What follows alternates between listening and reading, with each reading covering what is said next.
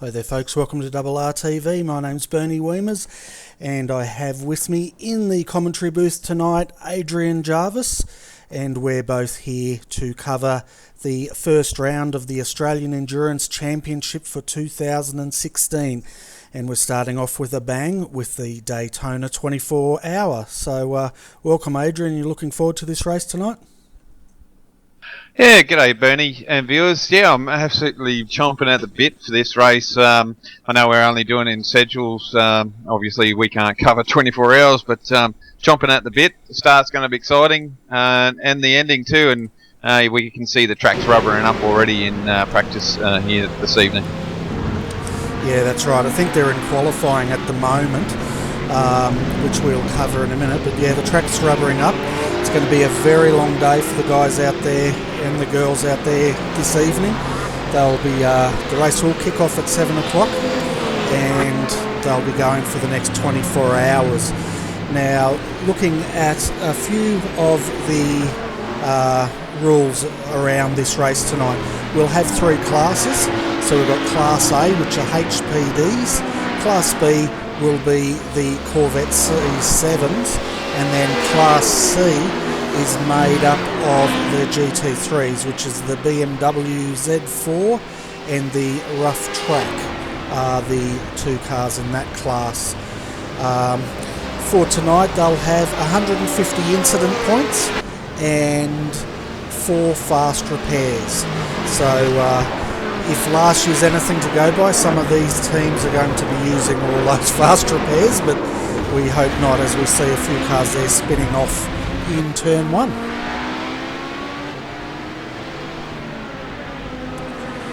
So having a look at the moment, Adrian, we have over 46 entries for tonight's race, so it's a very healthy field out there.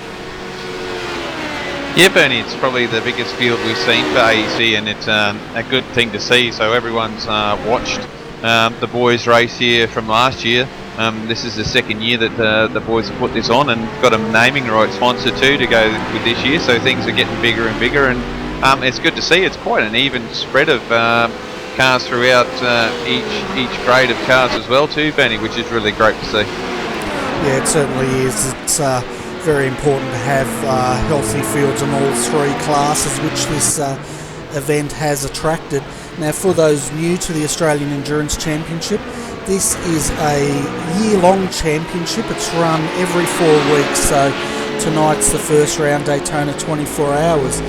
21st of February, we go to Bathurst for a Bathurst 12-hour race, and there's 53 grid spots there. Then April 10th, 12 hours of Sebring, Monza 4 hours on the May 29th. June 25th and 6th is the 24 hours at Le Mans. July 17th we'll have the 6 hours of the Glen at Watkins Glen. Then we have on August 7th 1000k race at Spa, which is a 6-hour time limited race. And then we will October we'll have the Coda 6 hour, and we'll finish up in November the 20th with the Petit or whatever Le Mans at Road Atlanta, and that's a 10-hour race. So as you can see, a full year's of racing goes into this championship. At the end of it we have the champions in Class A, B and C to crown. So it's quite a extensive championship there, Adrian. Yeah, it certainly is, Bernie. It's something that the boys have wanted to put on for such a long time, since the dawn before the time of team drivers or swapping out drivers, and something that we've all wanted in iRacing. We've got it, and this sort of championship just brings to the fore what people want to do, and it's great to see. It's an awesome championship. Watched it last year, called it with you last year, and just the skill that these guys put on in the HPDs, GT3s and the DPs. Last year we had the old DPs, and they were closer to the GTs than what the C7s are, but it was still great racing throughout though. Yeah, it certainly was, and we're looking forward to more great racing tonight. I'm just having a look at our screen there. It looks like my graphics are jittering a little bit. So I'm going to have to try and fix that before race start. But before I look into that, let's have a look at our track guide. So tonight it's 11 turns. We're using the road course, of course. Sky out there is overcast. Wind speed's currently 10 kilometres per hour. The track temperature's pretty low though. I guess it would be at night. It's only 24 degrees Celsius out there, so that's going to be quite nice for the drivers tonight. Yeah, certainly is, Bernie. It's probably one of the best track temperature I've seen on iRacing for a while. So used to seeing them up in the mid to high 30s, even 44 degrees Celsius. So quite hot temperatures that we've seen here. So this would be nice for the drivers. Nice sticky cars, nice fast times in the HPDs and GT3s. Give you a little bit of courage getting into the bus stop and all that. We might see quite a few daring moves here tonight, Bernie, I think, and be quite interesting on the first few laps. Yeah, it certainly will be. And the other thing we have tonight, folks, and we can thank Race Control for this, we have live coverage of every single penalty handed out and the penalty the drivers will be getting. You can see it on the screen at the moment. So the team number 231, which is Class B, any cars with 2 at the start is Class B, they have a penalty for running the wrong number. The pit lane start for them tonight. Team number 340, the iRacing rough track, they will be starting from pit lane as well. So will car number 399, that's a Class C BMW, pit lane start. Team OSR 351, 277 Trends Tasman Racing C7 Corvette will also be starting from the pits. The 308 Man Cave Motorsports, another pit lane penalty. Nutters Motorsport Orange will also be starting. That's the only car in Class A starting from the pits tonight. LMTI number 229 C7 Corvette, avoidable contact in qualifying. We saw a bit of that incident as we went to live coverage tonight. And the 225 SDC Motorsport Class B Corvette will also be starting from the pit lane. So 8 teams already with penalties. But saying that, 24-hour race and how diabolical turn 1 can be, it may not be a bad thing starting from the pits. No, you're right there, Bernie. We've always seen it, we first inaugural race here. First time everyone jumped into these things and it became a bit of a shambles. First corner and safety cars, really bred safety cars in that race. But the first race of the year, it could still bring that up. Looking at the drivers, we're hoping not. Obviously, we're wanting to see nice, clean racing. But obviously, for the fans, I'm sure they wouldn't mind seeing a bit of action. But look, no, it's going to definitely throw up a nice element here for us this evening, having the penalties there. So when we can, we'll bring them up to date to you. So it just makes our job a little bit easier, doesn't it, Bernie? Yeah, it certainly does. And while you're talking there, I've readjusted our graphics so that hopefully that's going to stop our stuttering and we can bring all our viewers out there on iRacing Live some good pictures out there. Now at 6:50 p.m. tonight, folks, in 10 minutes time, we're actually going to cross to Race Control Live and they will be doing the driver's briefing. We find it good to listen in for that because it's quite informative and it also lets all our viewers know what sort of driving restrictions the guys will be under there tonight. Yeah, it certainly does, Benny. And to listen what these guys have put on and how they go about in putting up an event like this. The boys are doing this on their own, and thinking about that, they've actually amalgamated 2 teams, which is quite a good news story there for these guys. So a bit more people involved now, and gives them that opportunity to bring us on these series with a little bit more help. Yeah, it certainly does. And for those folks that haven't been listening to or viewing our Facebook page, facebook.com Redback Racing TV, that was pretty big news yesterday when that broke, and that was GT Omega team and Daytona Motorsports have merged. They are now running under the umbrella of Sim Fusion Racing, and they've got some very big goals set for this year, looking at winning the AEC as well as the V8's Premier Online Series. That's their campaigns. They will be, however, running under their normal colours while they're on track. It just means behind the scenes they can share all their information as well as their management. Yeah, that's right, Benny, and once again it's going to be quite interesting. We see if these guys, actually teammates, get together. Would like to be that little voice in the like that little fly in the team's room there, just to understand what's going on, but obviously we can't. But it'd be quite interesting, won't it? Yeah, it certainly will, and I guess, you know, as the Australian iRacing competition heats up and gets more serious, we're probably going to see a few more of these teams merging and taking advantage of that, because in the last 12 months we've seen quite a big shift in the top end of Australian iRacing, where we're getting a lot of sponsors involved now, getting some good coverage happening, and of course we're getting a lot faster drivers out there, and it's getting a lot more competitive.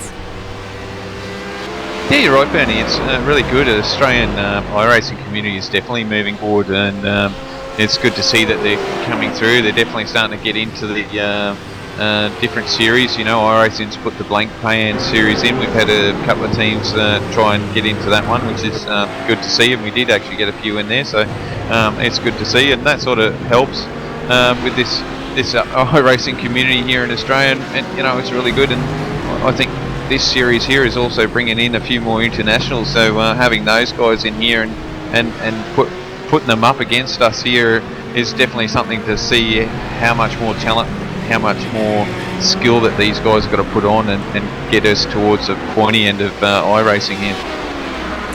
Yeah, exactly right. And if you're wondering, folks, I'm just having a quick look at our graphics. It's still okay, let's try this one. It's still juddering a bit out there, and I'm doing my best to fix it. Let's see what I can do here. While I'm doing this, Adrian, did you want to take the viewers through our top 10 of qualifying for Class A? Yeah, I can do that. I might use the iRacing one. I've got both here up at the moment, so I'll just double check. But at the moment we've got car number 188, which is Team TTL. At the moment they've put it in. Oh, that's what's happening here. I wonder what was going on there, Bernie. It's all good now. Yes, they've got a time of a 132.9 at the moment, so it's not a bad time there in the HPD. Definitely the times are quite quick here. The next car for the HPDs is 118, Aaron Lee in there at the moment with a 133, so only 0.1 of a second there between those two, and the drafting is all key in qualifying here tonight. Then we've got Riley Preston in the car 126, we've got Jake Burton in the car 101, then we've got Riley Blythe in the 137 car. He's in 5th position at the moment for qualifying, and 6th position 103 Tyson Williams. He's actually running with ANZ Motorsports tonight. Then we have Michael Hammond in car 112. Then we have Aaron Farmer in 115, position 8. We've got Trent Thomas in 111. And the top 10 for the HPDs is Leon Tander in car 130. Fantastic. And looking at Class B at the moment, that's being led by Synergy Sim Racing, the number 200, and they are first in class, 18th overall. Carnet TDR, the number 227, is sitting second in Class B at this stage, and then Team 228, or car number 228, will be in 3rd position and 20th outright. 4th at the moment, car number 217, followed by 226, and then JFF Racing GT Amiga. We're just talking about that merger in 23rd outright. Looking all the way down the field to Class C. Class C is currently being led by the Oceanic Sim Racing entry in the rough track, number 351, followed by car number 333 in the BMW. Selby Racing Team number 314 in third position at the moment for Class C in the rough, followed by Blackadder Motorsport, number 367 in fourth position, Class C. Fifth for Class C is the number 332 Tryhards Racing 2 team. Looking further down the field, as you can see, we have a total of 45 teams out there running tonight, so it should be quite good. Yeah, certainly a big field, Bernie. It's I think the big thing is not just the start tonight. It's actually going to be the guys trying to weave through the traffic, and with that many cars on track, it's definitely going to be a mission for these HPD drivers to get through. And even the C7s, Bernie, we've noticed that they're probably on par for pace with the HPDs in a straight line, and definitely got the legs. It's just that they miss out on the corner ability, so that's where the HPD steps away from these Corvettes. Yeah, it certainly does, and we've just jumped on board with the GT Amiga JFF team. We'll stay with him for this round on Gyrocam, folks, so you'll see how much banking the Daytona 24-hour or the Daytona circuit has. It's quite an amazing amount of banking, isn't it, Adrian?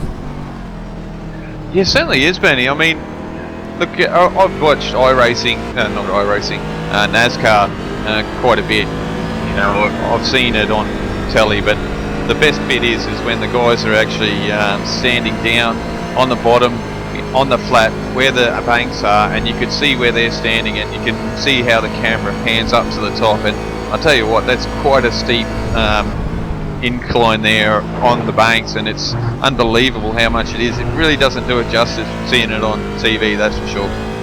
Oh, it certainly doesn't. I'm not sure what the degree of banking would be. I think it'd have to be at least 30 degrees banking, as we can see on the Gyrocam now, and it's quite a huge amount of banking, and it must be very hard for the drivers coming off this sort of banking and onto the road part of this circuit, as we can see now jumping out of turn 1, but trying to get off that slight banking in turn 1 can cause havoc in these cars. Oh, it certainly can, Bernie. I think we covered it with the Australian Pro-Am series. We caught there, someone got caught out coming off the flat onto the banking, and have just got the car really loose, and ended up having a big incident there on the banking. So it's quite interesting to see that on here, and it's something that the guys are going to have to be careful of. They certainly are, and we're just about at 10 to 7, folks, so we're going to be handing over very shortly to race control, and they will be doing their drivers briefing. We can see now the drivers are starting to come in, and they'll be briefed, and then they can go out and finish their final practice, and we will take you through the grid.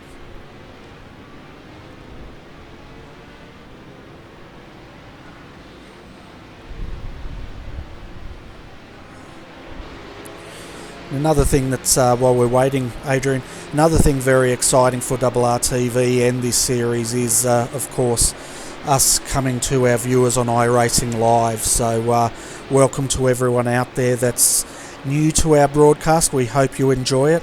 What we usually do is, if you have any comments about our broadcast, just enter them in under our YouTube channel. And we'll do our best to improve the broadcast in any way. You can also contact us through Facebook, facebook.com/RedbackRacingTV. So we're just waiting now for race control to get the drivers organised, and then we'll be crossing live to them for that drivers briefing.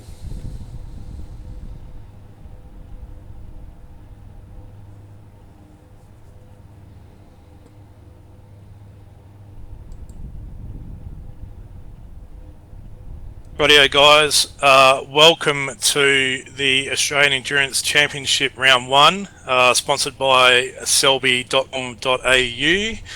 Just like to thank them for coming on board and supporting the series. Got to cover off a fair bit of stuff in the driver briefing. First of all, will be the track limits. So no driving below So first of all, with the track limits information, no driving below the yellow lines. If you are found to have used below the yellow lines to overtake or get an advantage, you will be given a drive-through penalty. The only exception to this rule is for safety reasons. Your car has major damage, you're trying to limp back to pit lane, trying to avoid an accident, or you may have run out of fuel, rejoining from a spin, etc. I'd like to see cars stay as close to the bottom bowl area, but not obviously below the yellow line, especially when you have faster cars looking to make passes on you. This is probably going to mainly occur with the GT3 class. It is easier for your competitors to go around your outside rather than trying to dodge you moving up and down a track. I'd also like to see a lot of patience to other competitors on the race, this will include your ability to overtake and pass cars. I don't have any issues you guys outbraking other people, but if you put your competitors into a dangerous or compromised position by pulling out late and overtaking, dive bombing, that type of behaviour, it will not be accepted. There is, for each driver, 2 warnings will be issued to you. After your warnings have been used, you will be given a pit lane drive-through penalty. Simple as that. If you've read the rules, it's all in there, so there's no excuses on that one. Each incident, though, will be taken on a case-by-case basis. So if you feel that you've been outdone or not followed the rules, or had a competitor not follow the rules, then you can use the message system to send through a protest, and we will view that and deem whether or not it was acceptable or not. For today's race, you have an incident cap of 150 points. This is controlled by us, not by iRacing, but you will get points deduction at the end of the race for every 10 group after that, and you've got 4 fast repairs.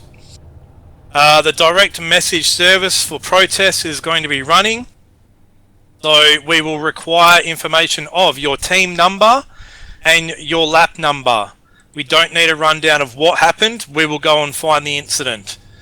Okay, if you don't have Facebook, you can private message Scott Stevens in the forum messaging service, so the iRacing forum message service, and provide the same details, your team number and your lap number.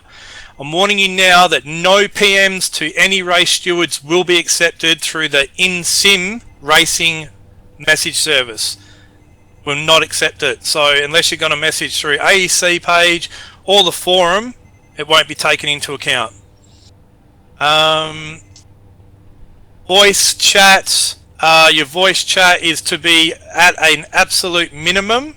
It will be it'll be used to notify race control that you need to use the escape function, or if there's been a crash on the track. There's no need for any talking. There's no need to tell guys to pass right or having a go at any other drivers. And that's the same for text chat as well. We will not accept it. You will be given, every driver will be given a one warning, and that's it. After that, you will be getting a drive-through penalty if that function isn't taken care of. Pit lane entry. No team, driver or car can enter pit lane unless it is open. If you are on track and the safety car comes out and you're going to run out of fuel, it's too bad. That's what happens in real life. It's what's going to happen in AEC. Penalties issued for this matter will be an iRacing plus 1 lap hold if you enter a pit lane that was closed. So there's basically no excuses on this one, and this will hopefully end our guys getting laps ahead for no apparent reason issue that we've had in the past. So I'll repeat that. If you come down pit lane once a safety car has been called, then you will be given a drive-through penalty and hold if pit lane is closed. The only car that should be in pit lane is the one that's had to use the escape function and have been prompted by race control to do so. or if you are already in the lane. Now we have a cutoff point, which is the little. Basically, we have a cutoff point. If we think that you can get back out into the fast lane or the track area up until a certain point, and after that point, you'll be given the drive-through penalty. I don't think that there's anything else that we need to go over. Oh, tyre heating. We all know that the C7s do not have tyre heating, guys. So on the start, on the restarts of from under safety car, you need to give these guys a bit of room. Their tyres do come cold fairly quickly. So I'd like to see drivers that are around the C7s, especially on the opening laps of a restart and the start, a fair bit of room there, and that's just polite and respectful. I don't have anything else on that one. Oh, actually I do. The iRacing track map, corner 4, which is the fast left sweeping corner. Make sure that you're not trying to dive down through that corner and overtake somebody. You're either going to pass them well before the corner, or you're going to have to wait until the next braking area. So I'd be very wise to time that one. And if that means you have to lift, then you have to lift. And at the start, if we can just have a bit of a gap between the classes of each category at the start, that'll be good to see as well. So I hope you all wish you the best of luck. Be safe, give each other respect, and show some patience out there. It's a 24-hour race, not a 12-hour sprint or a 12-lap sprint. And we'd definitely like to see you all there at the end. If you're not doing some driving and you've done a stint or whatever, try and get up to the RRTV broadcast. The details can be found on the forum, and have a driver interview, plug your sponsors. That stuff kind of just helps out with the broadcast overall. So yeah, good luck everybody, and are there any questions?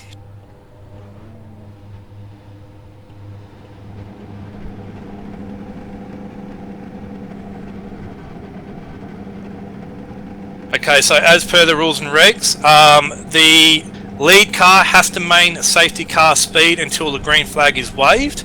This is on the start of the race and at the restart of a race. So if any guys go before that and we don't see it, but we get a protest sent through and whatnot, it will be taken care of. You will be given a black flag for that. We've just got some other stuff up in here. Only one on at the time. What can we do for penalties? And if you're the only one that's this is the answer for you, Tyson. If you're the only one that's on at the time, you will just have to put through a protest, and we'll take care of it. I'd like all protests to be done within 5 laps of the incident happening, because we have a protocol. We have a protocol on what we need to do in case we have to go back later and review it, and those issues need to be taken care of within a certain time frame.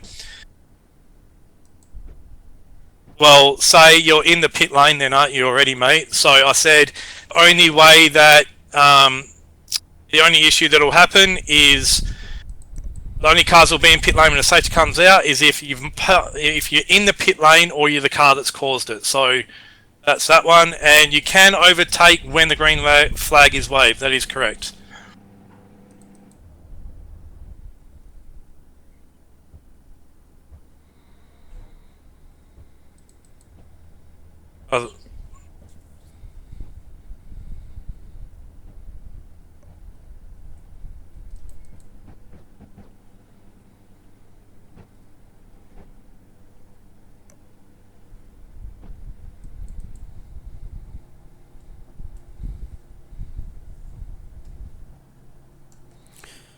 Okay, so that's the end of our driver's briefing, folks. We are just waiting now for the cars to grid up. You can see a few of the cars waiting in the pits. I guess, Adrian, this is the cleanest these cars are going to look like tonight, and once they get going in a couple of minutes, 24 hours around Daytona, these cars are not going to look as nice as they do at the moment. No, you're right, Bernie. They're looking pretty smick out there tonight, and once the green flag drops, they're going to be okay for maybe half a lap, and then they're going to be untidy. And even when they get a quick repair done, I think the dirty stuff still stays on there, so they're going to be dirty all night long and all into tomorrow. So it's going to be interesting to see what these cars look like after 24 hours. Certainly will, but I tell you what, they look fantastic out there under lights tonight, and we're just waiting now for the guys to take the grid, and then we're going to take you through the full starting order of this field tonight. Yeah, it's a big one, Bernie. I tell you what, it's going to be interesting racing. It's definitely from the word go. We just heard there that the poor old Corvettes, they suffer from lack of tyre warming, so they're going to be a bit skittish for the first lap. They're not too nice on their tyres first time around, but once they get up and going, they'll be pretty well set. But be interesting to see how many cars actually don't change tyres in their stop, but I'm sure they will. Yeah, I'm sure they will. I think they're going to be running to the hour, and we'll see them, as always, 50 minutes to an hour will be their pit window. And they've got minimum 3 drivers here for the 24 hours. A lot of them will be using probably 4 drivers to get them through the 24-hour race here. But you're right, as far as the tyres go on the Corvette C7s, especially Daytona night, they are slippery as anything, and the guys are going to have to be really, really careful as they go out on these cold tyres. So certainly will be. Let's have a look at our grid. Let's bring it up now. So, Baden Smith will be starting from pole, team 126, followed by Dylan Sharman in second. Third, Redback Racing HPD, the 118. Aaron Lee will be starting in that car in third. Fourth, car 101, Scott Connors. Fifth is CarNet TDR, Aaron Osborne, in the car 137. Now you can tell, folks, all the Class A cars all have the numbers from 100 to 199. Sixth will be car number 103 with Tyson Williams starting in that car. ABR Simulator team will be starting out as 7th, car 112. Nutters Motorsport Orange, car 115 out of 8th. 9th is car 111, G&T Racing. Matt Wilkins will start in that car tonight. 10th, car number 130, the Synergy Sim Racing number 2 entry with Dave Oliver starting out of that car. 11th is car number 131, followed by 12th, Sean Kelly will be starting in the car 177 HPD.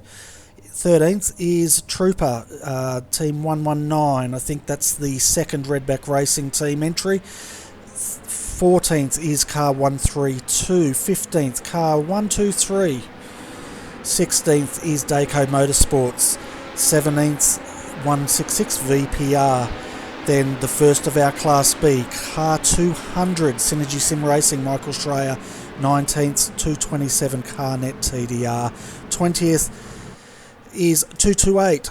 Simon Feigl will start in that car. 21st is car number 217. 22nd, 226 is Marcelo Rivera in Class B. Number 23, 204 JFF Racing, JT Amiga, Josh Burden starting in that car. 24th, One Performance Racing, and 25th is car 232.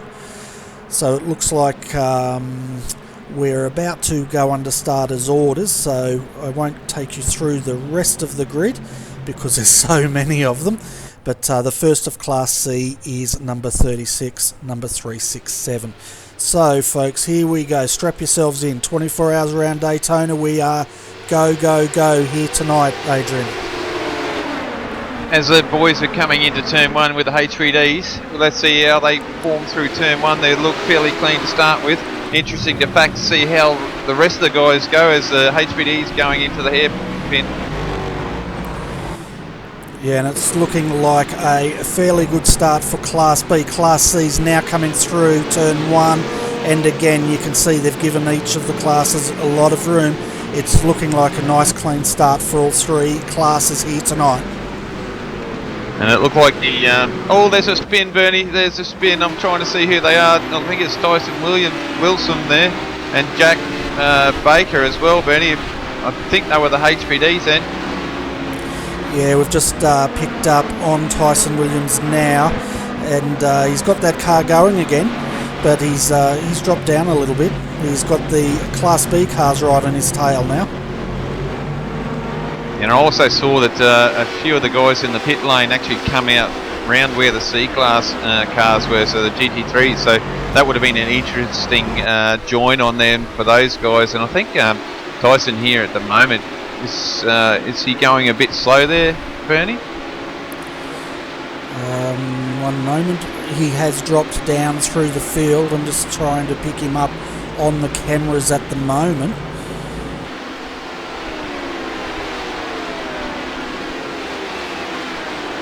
No, he seems to be going okay. That's a car 103, just entering the back straight now, and he's being hounded by Jack Baker in the 132.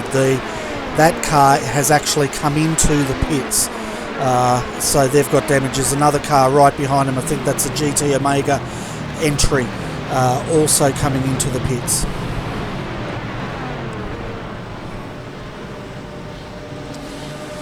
So let's jump up to the front, folks, and start making sense of this crazy first lap. At the moment, it is being led Definitely by... a bit of excitement. Oh, as we get a couple of cars coming together there, a couple of Corvaires. That was Warwick Brown, then at Bernie, and whoops, it changed on me then. So, and Dean O'Brien, that was a little bit of hairy stuff there for the Corvettes. Yeah, it's going to take a while for those tyres to heat up, but at the moment Dylan Sharman's leading the way for Class A, followed by Benjamin Smith in the 126 HPD. Aaron Lee's up there third. He started third, sitting third. Looking good for Redback Racing at this stage. And then Carnet TD Racing sitting down there in, I think it's Carnet. It may be the Dayco entry, it's hard to tell under these lights, in fourth. And then fifth is Aaron Osborne for Carnet TDR. So that's our top five for Class A at this stage. Let's jump down and have a look at Class B. So Class B is being led by Synergy Sim Racing, Michael Schreier in the number 200 with Simon Feigl behind him in second. Then third is Marcelo Rivera. So it's looking good at the moment for Class B for Evolution Racing. They're currently sitting third and fourth in class, and that's a great start for that team, Adrian. Yeah, certainly is. As I see the boys here are closing in, or they're really close to a HPD at the moment. They're running down the HPD, which is just goes to show the legs in this Corvette is quite long, and they can keep up with the HPDs. But we'll see. The HPD should drop away from the Corvettes around the tight, twisty sections here, Bernie.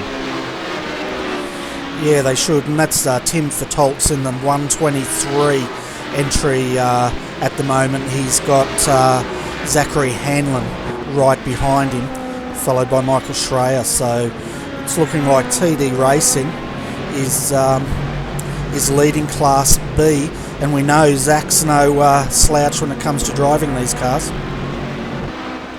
No, Zach's quite quick, and he definitely puts the car down and gets some good decent laps in, so be quite interesting just to try and hang on to it, though. It's a long race, so generally fast lap times are not the key. It's more consistency over a 24-hour race, but we'll see if boys can close in down on Tim Fultz here and see if the boys can get around this HPD, but it's definitely well, we've got a yellow flag here, Bernie.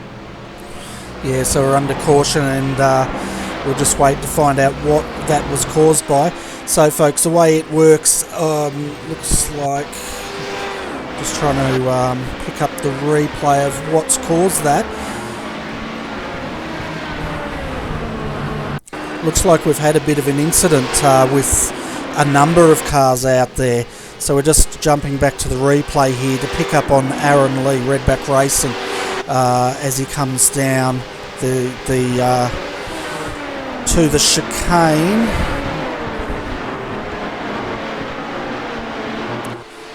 So it looks like he got through safely.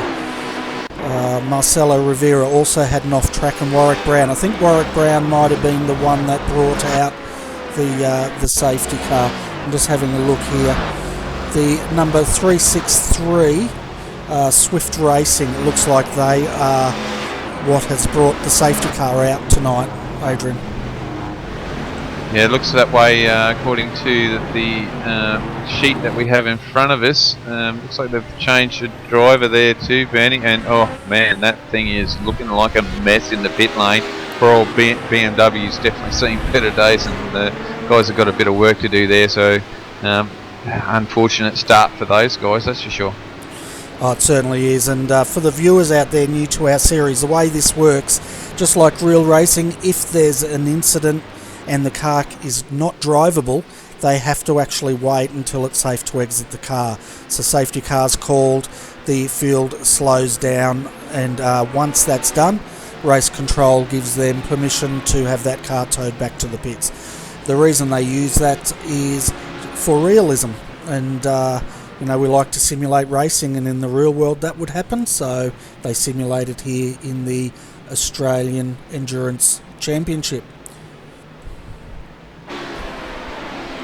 Yeah, certainly too, Bernie, and I'll tell you what, it's hard work doing that sort of side of things for this series, is actually having live race control and having the manpower to do all of it. So they do a fantastic job to try and get this down pat and bring this racing to us with live race control. And it's a pretty awesome thing when you know, you have a crash and you're on the side there. They say, right, you've got to wait until we can clear you for that incident, and generally they say, look, if you can drive the car back, you can drive it back, but sometimes it's not worthy driving back, so you just call in race control and they let you to escape out. Yeah, that's right, and looking at Class C at the moment, folks, that's being led by Selby Racing Team, Hayden Burns in his rough leading that field, followed by James Stevenson. Just trying to get pictures again. We're having trouble tonight with our telemetry. And in second position, then Darren McKenzie's third at the moment for Triards Racing 2 in Class C. Just trying to get back to this replay, Bernie. It looks like I've missed that information through iRacing there. I've got him stuck. It looks like he's buried the car into turn 1 near the pit exit wall there, so the car's buried in the tyre barrier there and got no bonnet on it, so unfortunate there for Joel. Yeah, it certainly is. We'll see if we can jump back. It's quite interesting, isn't it? Even though he was in the fence, he didn't get an off track, which makes it very difficult for us to pick up all that action, isn't it? Yeah, it certainly is, Benny. It's you know, and especially when we sort of lose a little bit. I mean, it's nothing wrong. It's just that, you know, there's only so much information that we get sent over the internet, and we sort of miss that sort of stuff sometimes as well, which is unfortunate for us. Yeah, it certainly is. I'm trying to jump back to pick up the action, but unfortunately I've gone back 4 minutes now and nothing's coming through, so we won't be able to bring out that bring our viewers the replay of that. But I would say what normally happens is they get loose coming off turn 1, and the first thing they find is the tyre barrier on the inside, and I can guarantee you folks it won't be the last time we see that tonight. So the guys are under safety car, the lights are out at this stage, so this will give us an opportunity to go through the field so you can see where your favourite driver is tonight.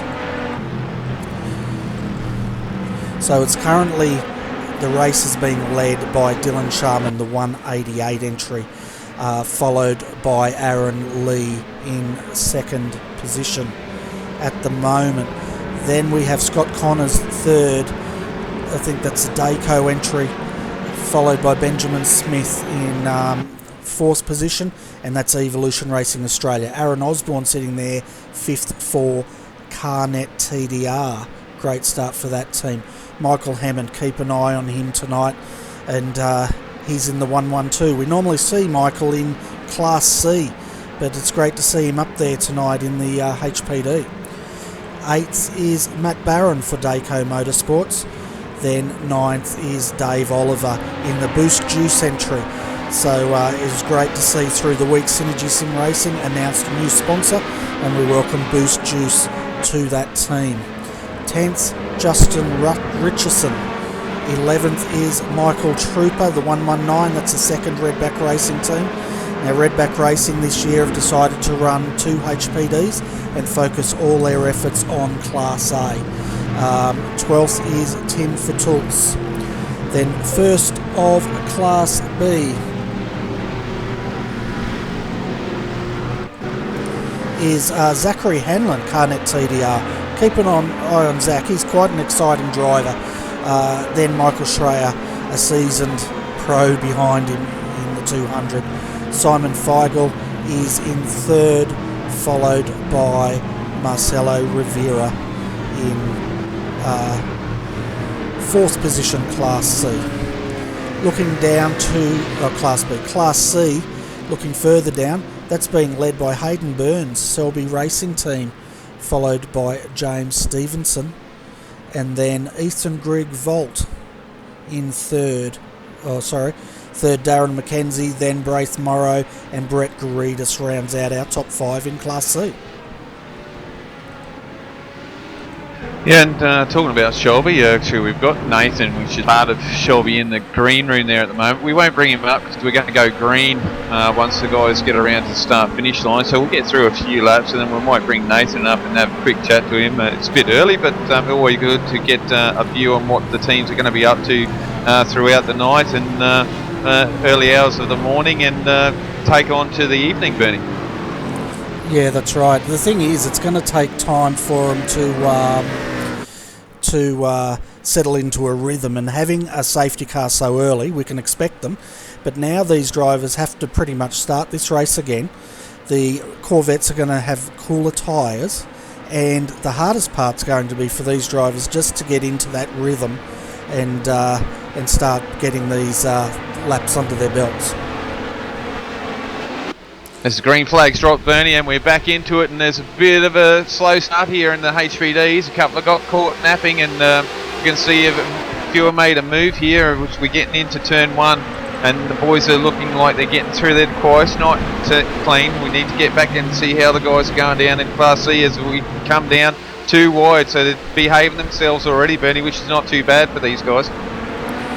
Yeah, well, we heard the drivers briefing, didn't we? They said they wanted a clean start. As we can see, Class C, GT Omega, Nutters Motorsport, the 115, rubbing paint there, coming out of turn 3. We've got Matthew Wilkins here in G&T Racing, Bernie, in the HPD. He's down here in position 30 and trying to get through these GT3 cars at the moment, which is a tall order. I believe he's one of the guys that suffered a penalty earlier on, so have to work his way through the field. Certainly will, and we're driving with Matt Wilkins now, and I tell you what, that looks like peak hour at Pitt Street out there as he's coming on the outside now, the 332. We'll clean him up pretty quick. Let's hope these GTs can see him coming past the Mad Cow car. Next one is Class C leader Hayden Burns. Can he get him before the chicane? It looks like he can.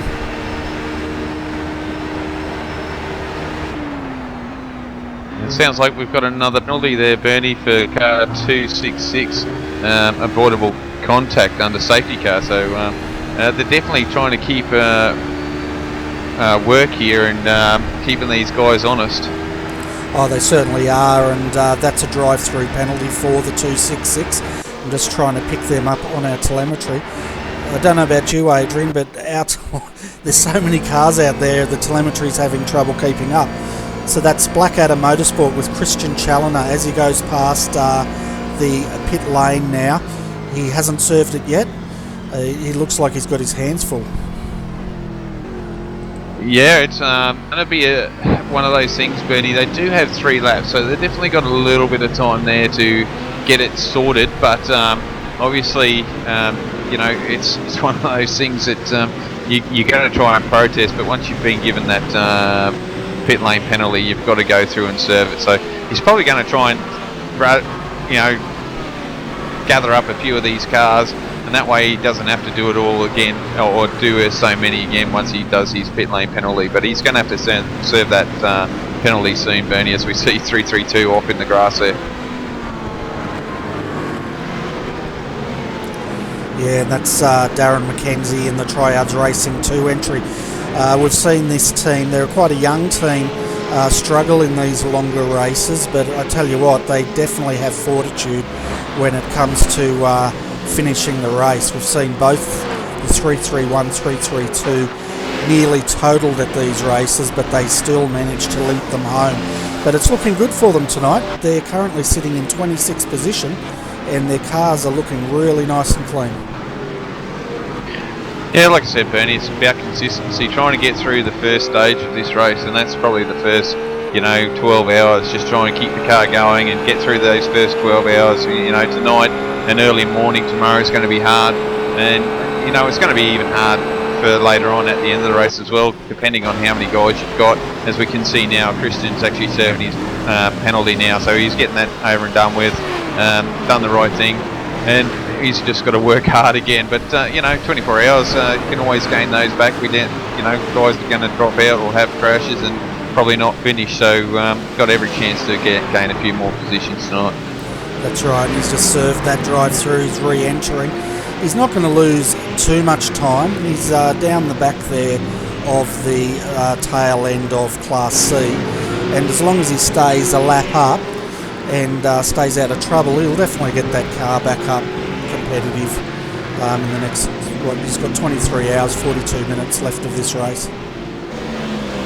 Yeah, he's definitely got the time there to gain. It's just now he's got to try and work back through this field again, doesn't he? He's got to try and get through, and that's the hardest thing, is hoping that the guys are seeing you come through, and it's really hard with the Corvettes, and that this is where you've got to be patient now and try and get this car through while the other guys are racing around. And these HPDs, they don't take as long, they take a little bit longer to catch up to Corvettes now, so he's got a bit of time there to try and go past these GT3 cars.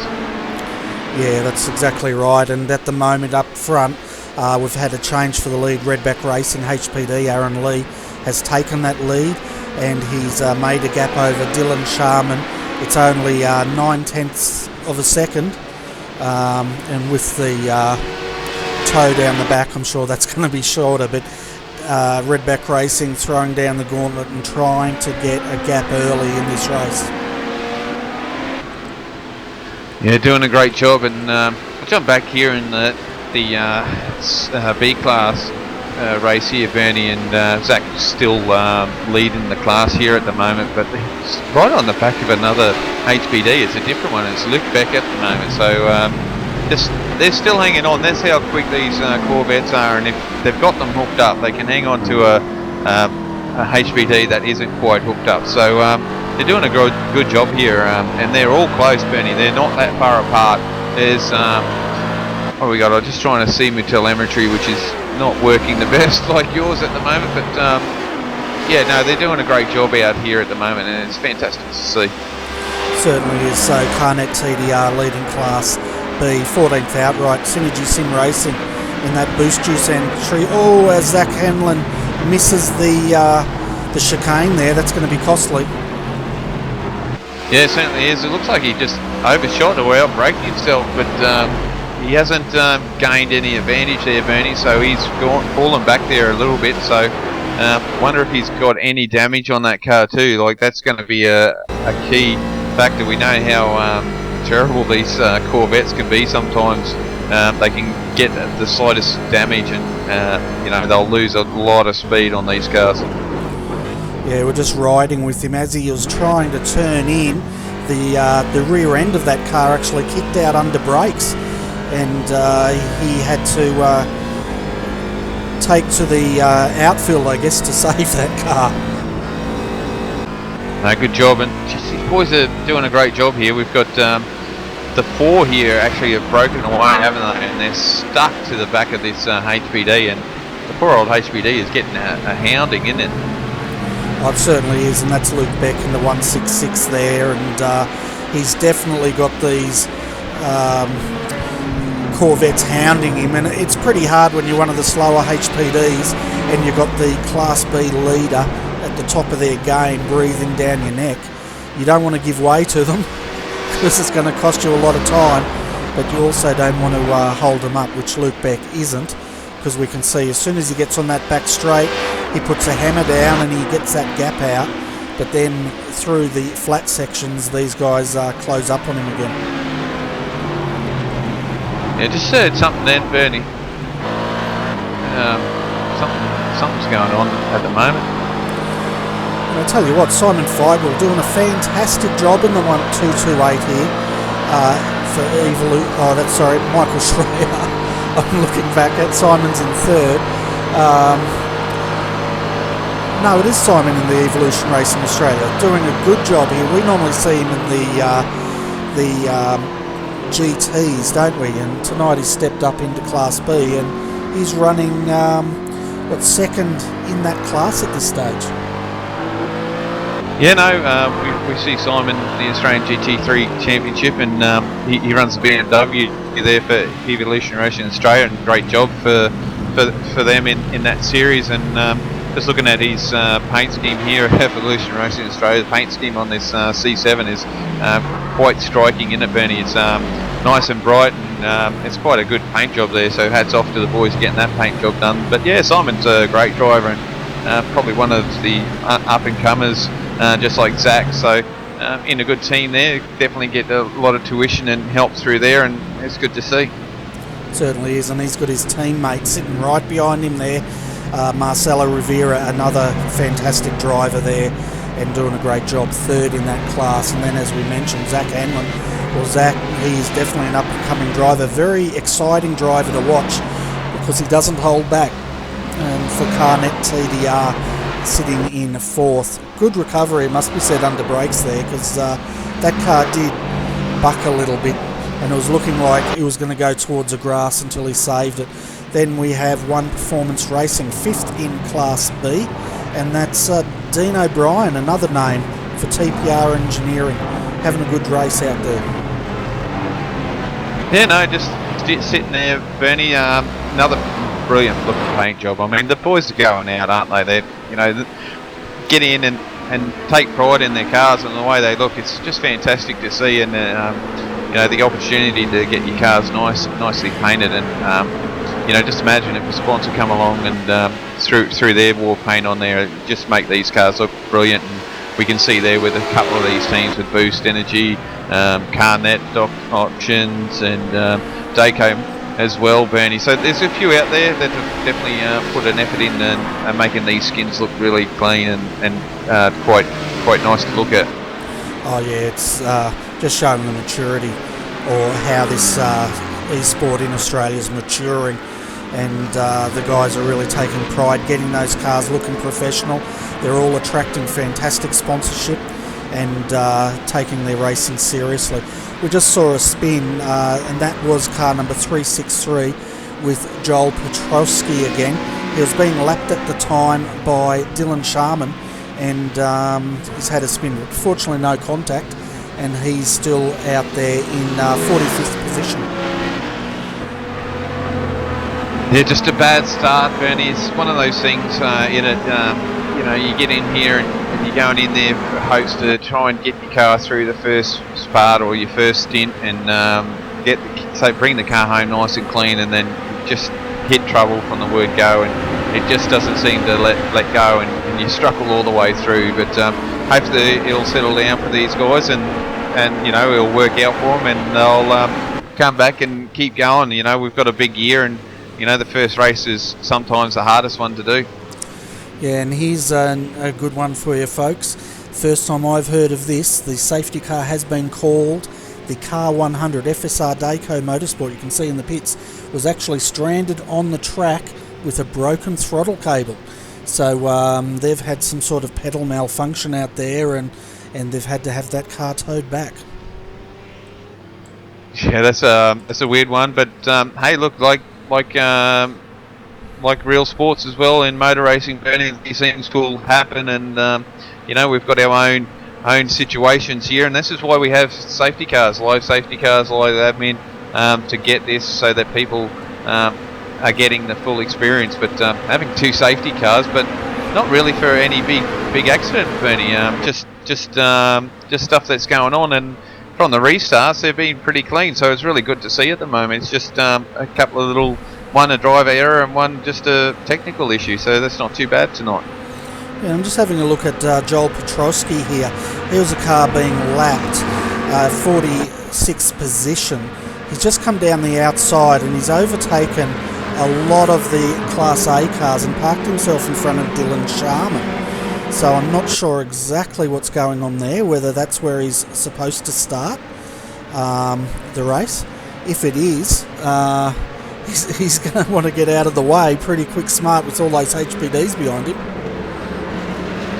Yeah, it's like anything, Bernie. Admin will let the iRacing do what it needs to do, and if that's where he's told to be positioned, well, that's where he'll sit. Otherwise, there'll be black flags handed out. But obviously, race control will monitor this situation and may edit that on their own, which they're quite able to do. So we'll see what happens. The yellow flag's still out. We'll have to keep an eye on the safety car to see if the yellow lights go out. But obviously, race control's on top of this, hopefully, and they'll see what's going on.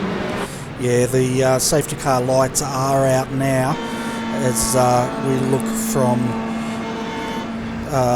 Aaron Lee's car, so we're going to be going green next time by. So no doubt the 363 is going to have his eyes on that mirror, because he's going to absolutely get mugged into turn 1. And hopefully the guys behind him can get through safely. But you know, they're all pretty sensible out there. I'm sure they've got it all under control.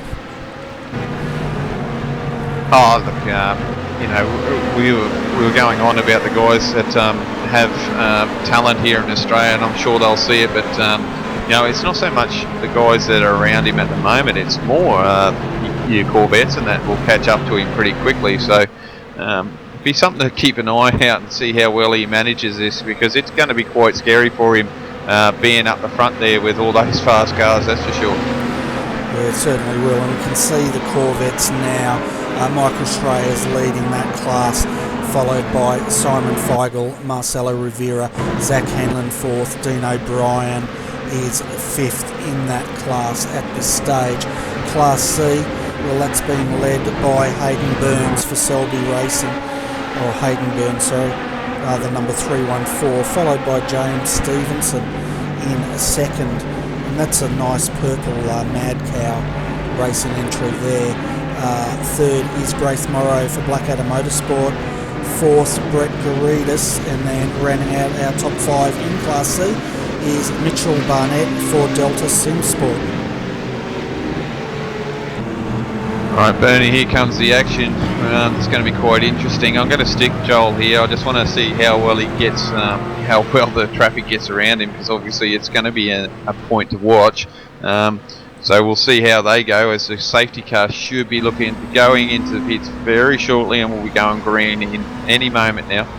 Yeah, and we're going to actually jump in the cockpit with Michael Hammond here for the start to just see how hectic it is for these guys at a restart on a reshuffle. So we're under green light. I tell you what, they got past Joel like no tomorrow.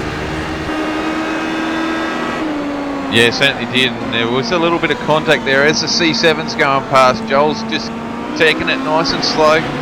The guy's going to be keeping aware, so it's not too bad, too wide, so he's doing okay here at the moment, Bernie. He's not doing anything stupid, he's just running a certain pace. As the C7's going through the S's there around the outside of him as he goes out wide here to give him the inside line and probably go around the hairpin the long way around, which is a good move there from Joel. I think he's just going to try and let the traffic through as much as he can. He's not doing anything silly, he's just holding his line and trying to drive as he nearly moved out there. Yes, oh geez, Bernie, that was close. Certainly was, and these restarts, as they say, safety cars breed safety cars. Oh, when we got a car over. I'm not sure who that was. A car has flipped in turn 4. Adrian. Yeah, I've got that. That was just an Alderton there in the racing team there, Bernie. It looks like a rough. I think it's a rough. I can't quite see from the blend. Yeah, it was a rough. It's definitely a rough. I'm just trying to get back to the action here, but for some reason I cannot pick him up.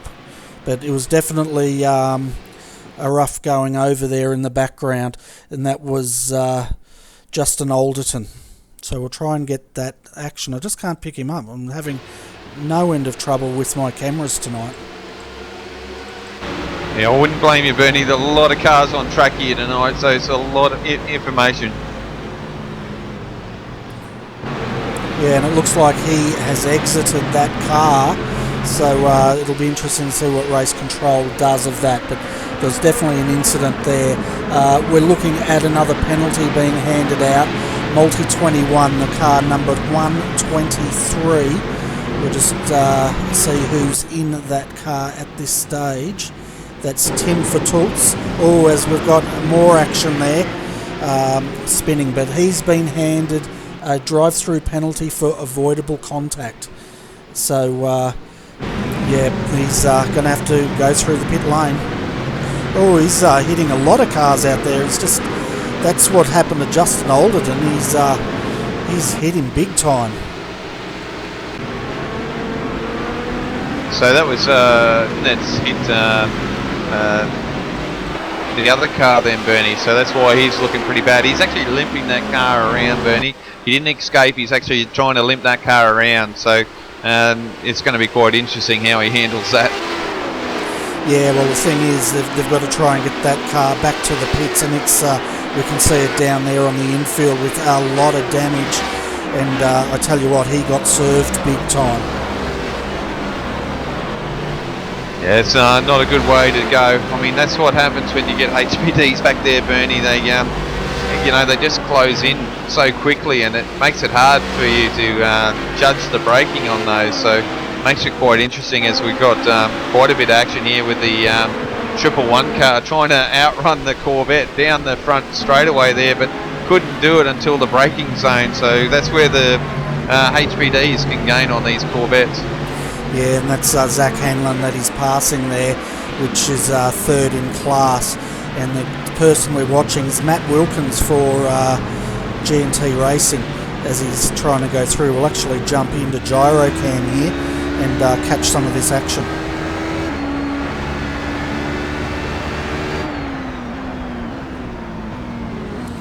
Ooh, got a spinner at the moment, Bernie. It looks like it's all good though.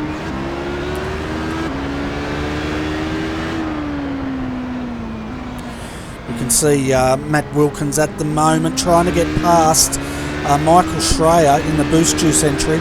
He's put his foot down side by side and he's just clearing him. Just clearing him now. Looks like we've lost one of the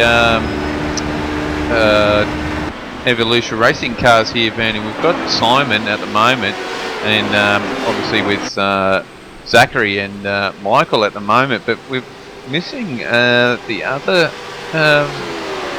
Evolution Racing car there, Bernie. Yeah, he's not coming up on my screen at all. He's actually white, so he might have actually timed out, and that's Marcelo Rivera, the number 226 entry. Looks like they've had some sort of internet connection issues.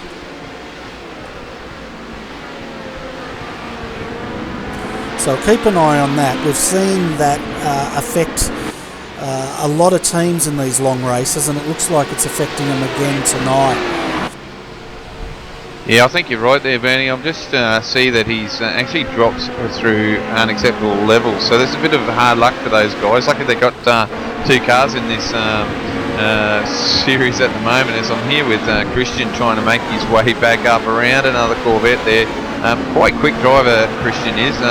He's one of our international drivers tonight and doing a good job and trying to get that Corvette back up.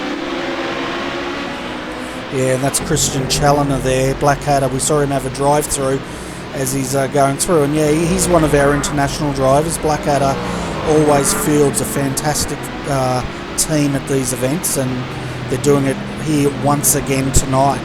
So they're 27th outright at the moment. I tell you what, Adrian, I love this this LED number on the side telling us what position these cars are in. I'd love to see that spread to other classes of car. Oh yeah, for sure, Bernie. As we got a lead change here for C-Class, Zachary Hamlin has pushed his way to the front of that lead and leading that pack. So he's in a hurry, this Zach. I mean, he doesn't want to stay behind anyone. He wants to lead. So he's pushing that Corvette. Got to be careful sometimes. You don't overdrive these cars. It can definitely get you in trouble. As Michael's not going to hang off here as well. He wants to get that lead back. So there's a bit of a battle going on here at the moment, Bernie. It certainly is. And Zach's on the inside. And we've got Michael on the outside, and then right behind them is Simon Feigl. Well, he's actually gone down a spot.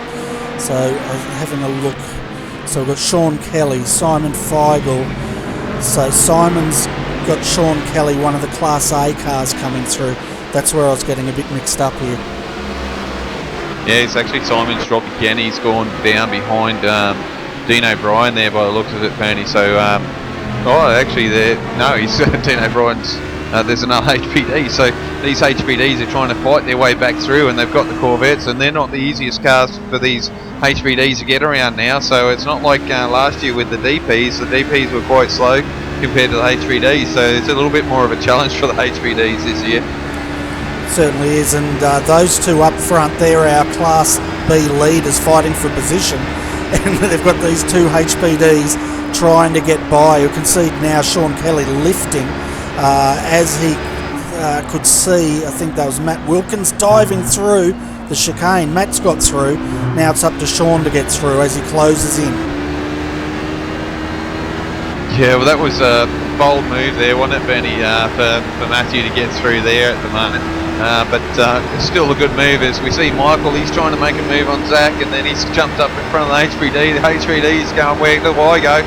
So it's a big ask, and this is what the action is going to be like throughout this field, because it's such a big field, 40 odd cars on here. We're going to get this throughout the race, I think, Bernie. Certainly are, and the thing is, they've got to get through without affecting the Class B drivers, and they're racing their own race up there, and they're not going to make it easy for these HPD cars to come back through the field. But saying that, Sean Kelly is one of our more experienced drivers out there, and no doubt he will make that pass as effective as he can. I've just had news again. The Car 123 Multi-23 Cards and Collectibles entry has had another drive-through penalty issued for avoidable contact on Car 340. So that's 2 drive-through penalties issued for Car 123. That's a bit of a hard luck there for 123, just probably pushing the envelope a little bit too much, but race control has spoken as we've got Sean there making his way past the C7s now, so he's got that done. Now he's got to try and work his way back up behind Michael, so a bit of work there, and it's closed in Simon back onto this train here, Bernie, so, and there's another HPD sitting down the back there trying to make his way through as well. Yeah, and I think that's, I'm just having a look, I think that's Dave Oliver trying to get his way through in the Synergy Sim Racing number 2 entry, 17th outright at the moment, and trying to get through Class B. But I tell you what, we might bring I just had a message here from Luke Emerton. He's had trouble with his power. So Luke, you had a bit of a blackout, did you? Yeah, how you going, guys? Yeah, it was meant to be starting the race tonight, and the power decided to go out at about 4:30 in Sydney. Now we had a couple of massive thunderstorms roll through, and the power's only just come back on, so luckily Scott was able to take the first couple of hours here tonight. So that's Scott Connors, is it? Yeah, sure, he's in the 217 DP. Not Scott Connors, Scott, I can't even pronounce his last name. I'll tell you what it is once I find him out there. I'm looking for all the Scots, folks. Scott Kieslowski. Yeah, it's just Laos. Yeah, the 217. He's doing a good job out there, 19th at the moment in the Rack Corp entry, and the car's looking clean, so it's good that you can actually get a teammate to fill in when you have those blackouts take effect. Yeah, well, this year, for the first time, we're working with a roster, driving roster, as a few other people would have been familiar with some other teams. They do up a bit of an Excel spreadsheet for which drivers can do when, and we just had to make a few altercations to that, but I was able to give them enough notice since the power has been out for obviously about 3.5 hours, so it seemed to work out pretty good. So I was meant to do this stint and then about midnight, so now my first stint won't be till midnight, and then I'm back in the car later on tomorrow, just after lunch. Tell the team you're in trouble, or did they just guess when you didn't turn up? No, the beauty of mobile technology, Bernie, with Facebook, I still had enough battery power luckily on the mobile to be able to send some messages through Facebook just to let them know what was happening. Okay folks, we are under safety car conditions again, and I tell you what, it's not getting any better for the car 1, 2, 3. They just had that car stuck in the fence and it's been towed and it doesn't have a front on it, so a really rough start for that team tonight. Yeah, certainly is, Bernie. Not a good start for those guys. Probably a start that they won't want to remember at all, and probably be looking forward to the next race already, Bernie, but just trying to limp this one through and try and get some points, I think. Yeah, well, that's right. 2 drive-through penalties plus that. It's not a good start for that team, so let's hope they can regroup, get that car fixed. They do have 4 fast repairs here tonight, and no doubt they'll be using their first one now. But anyway, Luke, so you'll be jumping back in that car at midnight, is that right? Yeah, about that, Bernie. I think we've got 4 drivers for this car tonight, as you stated earlier, minimum of 3. So yeah, we're doing 4, and it seems to just spread out the load a bit more. So yeah, I believe my first shift's at about 12 till 2, and then back in the car around the same time at 12 PM the following day on the Sunday, roughly, depending on what real life stuff throws up. But we do have nearly all the team available tomorrow during the day, so it won't matter who goes in where, but I'll definitely be at least doing 2 stints at some point in the car. So yeah, luckily I didn't draw the short straw and get the really early hours, so yeah, midnight's not too bad. Yeah, and I'm just looking out the window here in Canberra, folks. It is raining. Fortunately, no storms yet. But I tell you what, we normally get the heavy rain, and then Luke up in Sydney normally cops these hailstorms. That's how it works around Australia this time of year. All right, Luke, well, thanks for popping in and having a chat with us. Best of luck with your stint. As far as your team goes, when Scott jump out of that car? Can you tell me again? Because I probably wasn't listening to you. No, that's all right. I don't think I mentioned it. I think we're looking at doing like everyone's double stinting, so probably like 2 hours each driver, which seemed to work out all right. And no driver will have any stints within, like, say 2 hours, so they'll do 2 hours and they'll at least get like a 4-hour break before they're back in the car, hopefully, just to give everyone a rest. And then obviously the guys that are sleeping overnight will do most of the work tomorrow during the day. Okay, well, we're just about to go back to green here, Luke, so we're going to let you go, but thanks for popping in. I'm glad you got power. Hope you don't get cop any more storms tonight, and pop in any time and have a chat with us, will you? Yeah, no worries, boys, and all the best with the commentary. I know you're doing a few hours here and there, different stints, so yeah, I'll make sure I pop in. And that sounds like my pizza's just got here, so good timing, and good luck with the rest of the call. Yeah, enjoy your pizza, mate, and catch you later. Thanks, boys. See yous. Tell you what, Adrian, someone should order us a pizza, I reckon. Yeah, I reckon so, Bernie. I reckon we should actually have pizza and a coffee or a couple of nice cool beverages. They'll be awesome, mate. Certainly would. I'm just having a look through the field, trying to find what's happened to the 118, because I can update you that, Bernie, pretty well straight away. They actually went in the pit. They're actually like 4 or 5 HPDs went into the pit lane, we actually had the leaders of the C7, so Class B, two of those actually dove in. So we had Zachary Hammond and Michael Schrader jump in as well. So they're getting their pit stops done. Obviously you ran longer, but obviously they wanted to put fresh tyres on and fill those cars up, sort of give them a little bit of a break and see how far they go through this.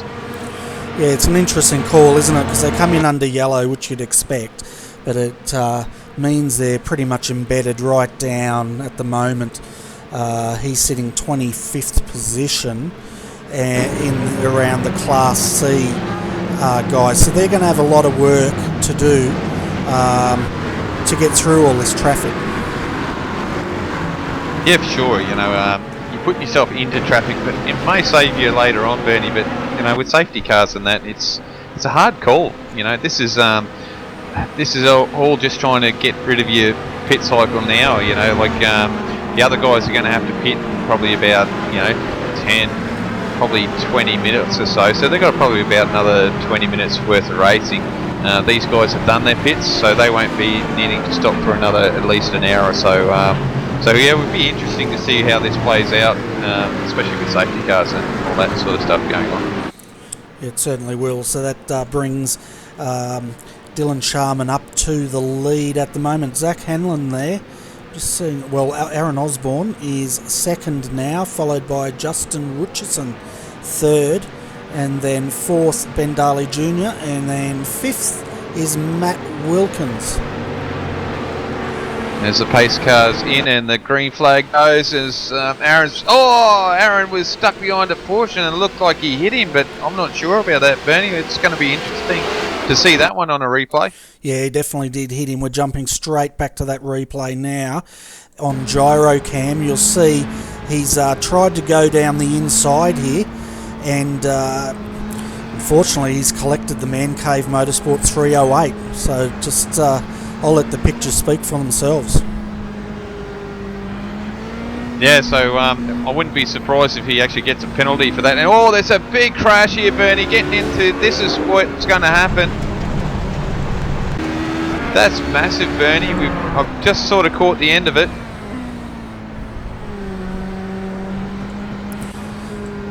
So I'm just going back. There was an incident with Matt Wilkins.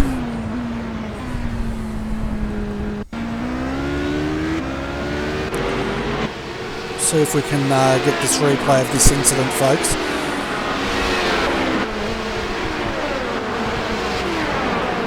Do you know who the driver was that was involved in that incident? Yeah, Bernie, car 340. That was Justin Alderton again. Bernie just got caught up with a Corvette there and just turned sour real quick.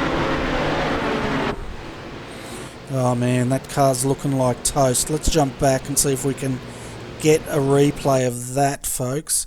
I'm not sure what's going on with our telemetry tonight, but it's not playing ball. Looks like the Shelby car was involved in that too, Bernie. So that was a bad one. That was a big accident on the restart. So looks like everyone's still going though. There's no. Oh yeah, that car's pretty shot in it. That's had it again. So the AAR team racing car there is having a shocker tonight, and another team that's copping it bad. I think they'd be better off calling race control and getting a quick escape, because that's going to be shocking all the way around, Bernie. Yeah, they actually got is absolutely shot. So yeah, big accident. Yeah, certainly was, and we can get I think Shelby up here soon, but it looks like he's busy at the moment, obviously. Oh, he'd be flat out at the moment, talking his driver through. I'm just having a look. It looks like it's getting worse for the Alderton entry. It looks like his motor is just about to blow, and this is going to definitely bring out a safety car. He's trying to get it back, but there's no way he's going to make this lap on the way that car's looking. He's on the grass. I think you're right. I think he might be better off parking it before he gets it onto the fast track, but to his credit, he's trying to get it home, but I'm not sure if he's going to make that. Yeah, I think the wise decision, Bernie, would find a nice open area where he can actually park it up, where it's not going to be a hazard, and he can get hold of race control, and they'll probably let him escape without throwing the safety car. They generally do that if they can find a spot where you're out of the road and you're not going to cause any issues. They'll let you go. But geez, there's some fierce battle going back here, Bernie, with these HPD drivers trying to get their way back through the field, coming up to these Corvettes, and that's really interesting racing at the moment. Certainly is, and I'll tell you what, that restart's definitely played into Dylan Sharman's hands. That gap is 5 seconds now over the 115 of Nutters Motorsport Orange's Ben Darley. Quite interesting though, it doesn't take much for that to evaporate with another safety car. So we've got Ben Darley second, Justin Richardson right behind him in third in the Fanatic sponsored entry. Michael Trooper, the 119 Redback Racing Team entry, he's up into fourth at the moment. We saw him earlier down in 18th, so that team has swapped positions with their teammate, the 118, which is currently in 18th position. Yeah, so the 118 car's got a lot of work to do, but don't forget they've had a pit stop, and these cars are going to have to do a pit stop that are in front of them. So they're probably sitting in a good position, but they do have quite a few cars in front of them to try and get around as well, Bernie. Yeah, they certainly do, and Michael Schreier has also gone into the pits. He was up there leading Class B, I think, and he's done a splash and dash. 2.8 seconds was his stop, according to the telemetry, sitting down there in 18th position and making his way up through the field once more. Now, I don't know if I'll be really confident and trusted in my telemetry at the moment, Bernie. It still seems like it's jumping around. I can't even get a proper interval time at the moment between the cars, so which is annoying me at the moment, because I know they're a lot closer on track than what it's telling me. I mean, at the moment I'm sitting here with Zach and he's telling me 16.1 behind Aaron Lee, and I can tell you what, I can see Aaron Lee's car right in front of him. So just having a few issues here with our telemetry tonight, but once again, there's so many cars on track, and it just doing a little bit more extra work, and it's going to drop something that it doesn't find interesting to it. So just the stuff that we've got to put up with tonight, I think, Bernie. Yeah, I think so. It's oh boy, just the things we've got to put up with. Simon Feigl at the moment is leading Class B, followed by Dean O'Brien in second. Simon's on the inside here. He's been passed by one of the Class A cars, and he's given him plenty of room. Good driving there. Dean O'Brien further down in One Performance Racing entry, 10th outright, and just trying to get a gap up to Simon. Well, it says 7/10 of a second, but I'm not sure if probably about right. In second, third, Class B, Zach Hanlon, and 17th outright. So Zach's done pretty well there to stay up the pointy end of this field at the moment. Yeah, I'll tell you how far out our telemetry is from each other. I've actually got Warwick in third at the moment here, Bernie. He's in the Pepsi Max Corvette, and he's getting past here. I think Aaron is right behind him, so going around him now. So, but still, I mean, Zach there in 17th has definitely got away from Michael there after that restart, and obviously that would have been from the big accident. So, bit of break there for Zach, but pushing his way up, and they're not far away from the lead of their class, so they really haven't lost anything in their pit stops, and they could actually gain out of that, Bernie. This is the thing about having an early pit stop. It may or may not harm you, but we won't know that until later on in the race. Yeah, well, that's right. What if they have a very long run now, which is what a lot of these guys who pitted under yellow are probably gambling on. If these other teams have to pit under green, it's definitely going to go in their favour, because they're going to make a huge gap on them. But if we get another yellow, well, things may equalise. So only time's going to tell how that plays out for those teams. Looking at Class C at the moment, should I trust my telemetry? No, I shouldn't. Let's have a look at the leader of Class C.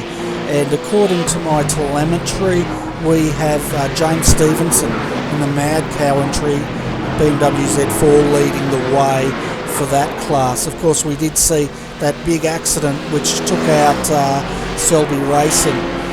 Second, Simon Black in Oceanic Sim Racing. It's great to see Simon out there having a run tonight. He normally runs the V8 series that and does a great job in the V8 development and the V8 OSR series. He's second. Third in Class C, Braith Morrow for Blackadder Motorsport, and Blackadder's looking good in this class as well. Followed by Mitchell Bennett for Delta Sim Sport in fourth, and then fifth is Brett Garidis, who's got his hands full at the moment. He's actually battling it out with Brett Woods for Tryouts Racing 1. I'll tell you what, isn't it good? You see the boys hard into that hairpin, and you just see the disc brakes glow.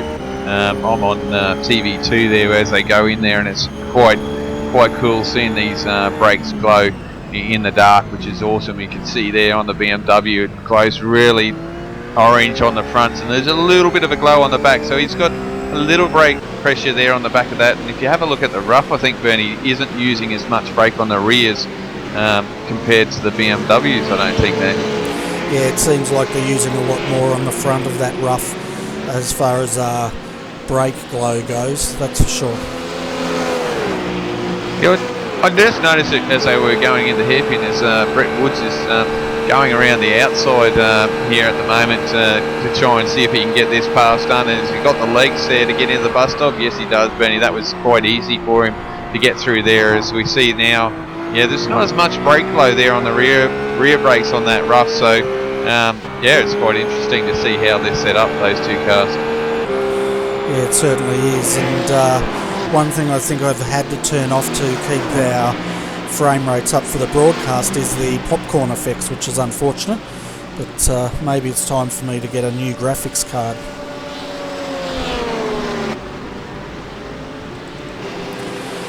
But up front at the moment is Dylan Charman leading the way. He's got that gap out to 6 seconds now over Ben Darley Jr. for Nutters Motorsport Orange. So those guys are doing a great job. Ben Darley Jr.'s got a 2-second gap over Justin Richardson, who's actually now trying to get past a couple of the Class C cars. Yeah, so HBDs are getting into the C-Class cars now and putting them a few laps down now. So got a little bit of traffic. Obviously, we're going to go through the GT3s a lot quicker than the Corvettes, but yeah, they're making their way through, and it's going to be interesting to see it.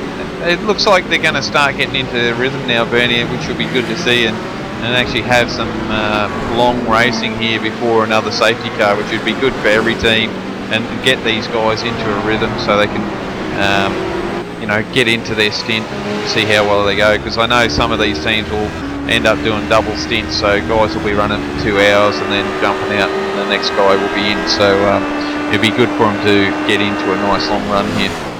It certainly would, and it looks like we've got Brant Tucker down there for an interview, so we might bring Brant up and see how his team's going. Sounds good. Hi Brant, welcome to RRTV's commentary box. Been a pretty hectic start to the race out there. How are you guys faring? Hey guys, first of all, thanks for having us on the server and thanks for broadcasting.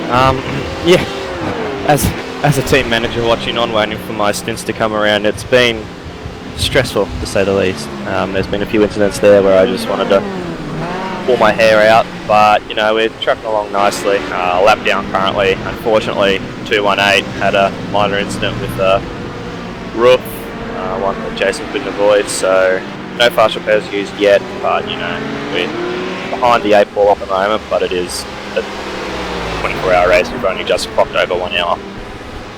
Yeah, it looked like that incident with, I think that was Justin Alderton, had a bit of an incident there, and I think you and your teammate, both of those cars are involved in that accident. I'm not can't exactly speak because my internet on my computer's been a bit weird at the moment in game, not letting me view full replays, and I was at dinner, so I just come back to see damage on the car. But you know, not ideal, but it's a 24-hour race, and we've got the pace, we know we've got the consistency, we've just got to get back up there and make sure we keep it clean from here on out. Yeah, we actually did see the replay of the incident, and it was involved with a couple of slower cars, and it got quite messy out there, and that's where that damage came from. But fortunately, Jason's got away with that minor damage and continues on. So are we going to see you in the car tonight, Grant? Yeah, I'll be in the car next. So Jason's double stinting the first, and then I'll be double stinting next. So I'll be on until about 10 PM Queensland time, be in the car until about 10 PM Queensland time, and then jumping out. So hopefully everyone's settled down by then. I've had a fair few collisions in the first hour, but you know, that was to be expected with the first race of 2016. So fighting our way through, and everyone seems to be keeping it fairly clean, I can see. Yeah, they're starting to get into the rhythm now, and I guess, you know, it's pretty hard for the first race of the year to start off on these 24 hours. We saw last year Daytona 24 hour had huge amount of carnage, and hopefully the guys can get in the rhythm as we just saw. Sorry about that. Jason's just spun out in turn 1, but he's got it continuing on, so maybe we should stop focusing on him, because I don't want to put the mockers on that car.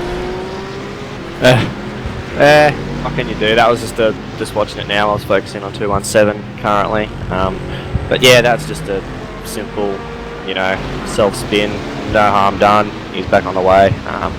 Everyone in this race service done it at one point in time during practice, so just heard him burring up over the radio then about it. But you know, as long as he keeps it clean and brings it home, that's all that matters in my opinion. As long as we finish the race, to be brutally honest.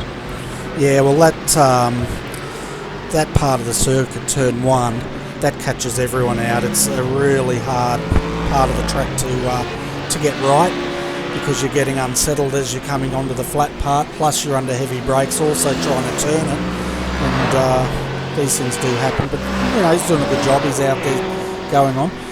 Before I end the interview, I'm going to pass you over to Adrian and see if he's got any further questions for you.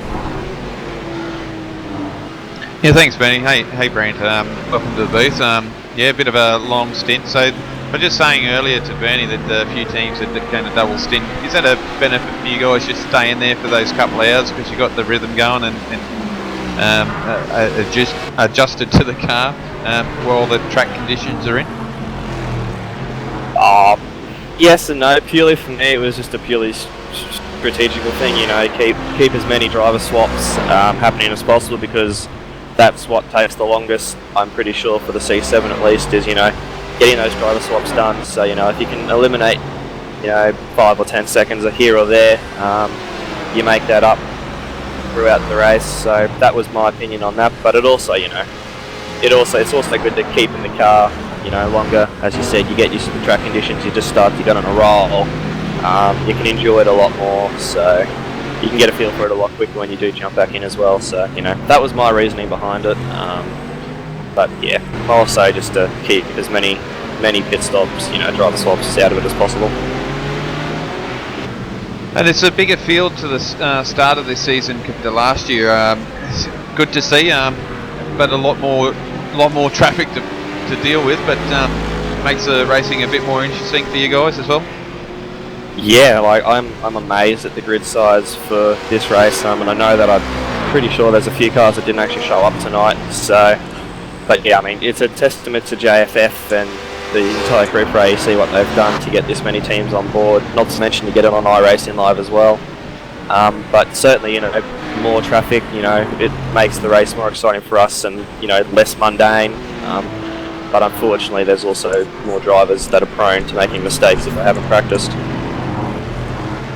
Yeah, I suppose that's the other problem, I suppose, in something like this. But I've seen it on forums and about that, about driver abilities. But obviously, you know, you're going to have to hope that they stick to one line and that they're a bit predictable, which sometimes it's not as easy as that. But you just hope for the best that you're not going to get caught in their silly mistakes on their own, and and obviously you don't want any mistakes, though, in saying that as well. Yeah, that's it. You know, like everyone's prone to making a mistake here or there. I know personally, with us at All Star, we've been putting, you know, probably 2-3 weeks worth of practice into this race. So, you know, we're well adjusted to the car. We know what the track's like. We know how it's going to react. We know how the car reacts. But I know that there are teams out there that don't have that much time to practice as much as we do. So, you know, it's just a juggling act between our ability, managing traffic, knowing someone else's ability and what they're going to do and how they're going to remain predictable. But that is the joys of endurance racing. Yeah, it certainly is, and I think the big key too is patience, I suppose, especially in a 24-hour race. You're not going to get the race won in the first 3-4 hours. It's more about surviving to the end of the race, isn't it? Yeah, like as I said to all my 2 cars, the other 9 drivers in All Star doing this event, you got to be there at the 23rd hour, because if you're in the lead, if you're on the same lap as a car, that's when the battle really heats up. That's when it really matters most. So you got to be at the 23rd hour to actually be in with a chance. So up until then, it's just a race of attrition. So race of survival. Just try to eliminate as many mistakes as possible. Yeah, that's exactly right. And it's good to see you guys out there and actually got a full team this year, and hopefully we'll see you at every race. Be good to see you out there and pushing forward with your sponsors. And one of the teams that we forgot to mention, Bernie, is All Star Motorsports have got their own sponsor as well. It's really good for this sport, and good that you've got them on board this year as well, and got new war paint on your cars as well. So that's really good stuff, mate. Yeah, thanks for the comments there, Adrian. But yeah, in all serious, like, huge thanks to RACcorp, Unmetered Servers and Cage Centrics. David from RACcorp's just an absolute legend. Continuously supporting us. You know, giving us money to pay people for these paints. Huge thanks to Scotty Stevens and Race Control for our paints. They look mint, and if we ever happen to get a shot of the 2 cars side by side, they're actually mirrored. So it's a unique look, but it looks really awesome and striking on the track. And yeah, we aim to be there all year this year. No dropping out. After last year's kerfuffle towards the end of the year, managed to rebuild the team and get it back up to where she should be, and we're only going to improve from here. So hopefully we can come back through the field. That's our main task now. Yeah, it's great news, mate. Good to see you, and we'll let you go. Have a good race, and you know, I'm guaranteed that you'll be back up here at some stage when we're back on. So always welcome up here to have a chat with us. Make our life a little bit more interesting. I'm sure Bernie and I, as much as we like talking to each other, we certainly get sick and tired of each other at the same time. So it's always good to have you guys come up and have a chat to us, and you know, just give the viewers an idea of what's going on throughout the race. Yeah, no, I'll definitely be back up. I would like to try and, you know, talk to viewers through a pit stop, what the drivers do through a driver change, etc, you know, with the changing the brake bias and all that. So I'll try and time it right when we're about to do a pit stop and come up and talk everyone through that. Try not to give too much strategy away, not that there is much to give away at the moment. So, but yeah, I'll be back, definitely. Fantastic, that'd be great, Brant. And I've also just given you the keys to the room, so when you're ready to do that, you can let yourself into the commentary channel, and when we see you pop in, we'll definitely cut across to cover that. That'd be fantastic. Excellent, thank you. No, definitely will do. I know I was talking to you about it, so like I said, we don't have much strategy at the moment, so we'll come up and talk everyone through a pit stop and what it's like. And yeah, give everyone a bit more of an idea of what actually goes on behind the scenes within these races with regards to driver changes and stuff.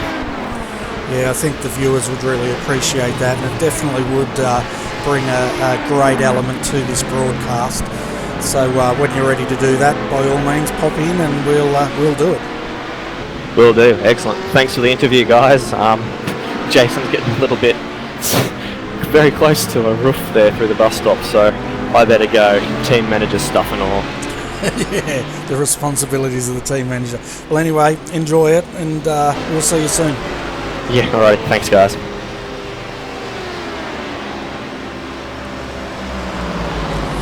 Yeah, folks, that was Brant Tucker owner of All Star Motorsports and manager, and a really good bloke. And it's great to see this young team getting some great sponsors behind them and committing to a big campaign in 2016.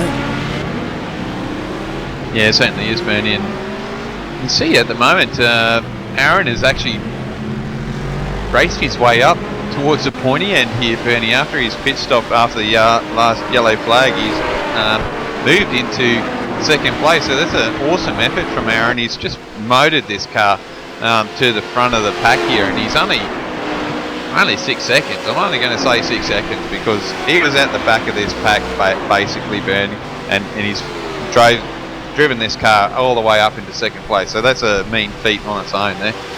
Oh, it certainly is, and we saw that car pit under yellow and we were questioning it, but it's definitely paying off now. And as you said, he's 6 seconds behind Michael Hammond. Dylan Sharman has also pitted, so all the Class A cars have pitted now. So we will take you through our top 10 in Class A. So we've got Michael Hammond in the ABR simulator leading the way with 5.9 second gap over Aaron Lee for Redback Racing.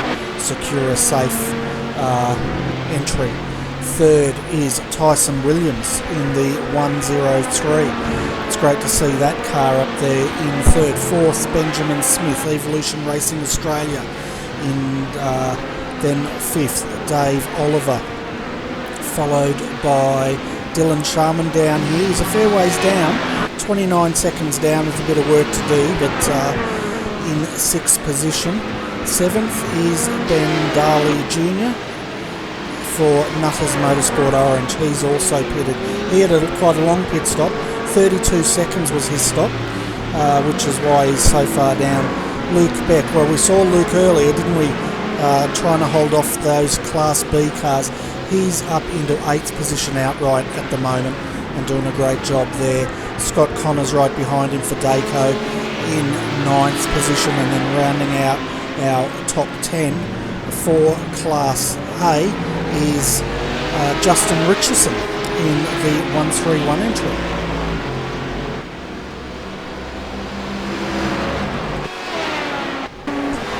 So it looks like we have another person to interview down there, Jake Maloney. So we might bring Jake up and have a bit of a chat and see how his race is going, Adrian. It sounds good, Benny. Hi Jake, welcome to RRTV's commentary box. Been a hectic night tonight, but how's it shaping up for you guys? Yeah, not looking too bad. I think we're running 6th at the moment.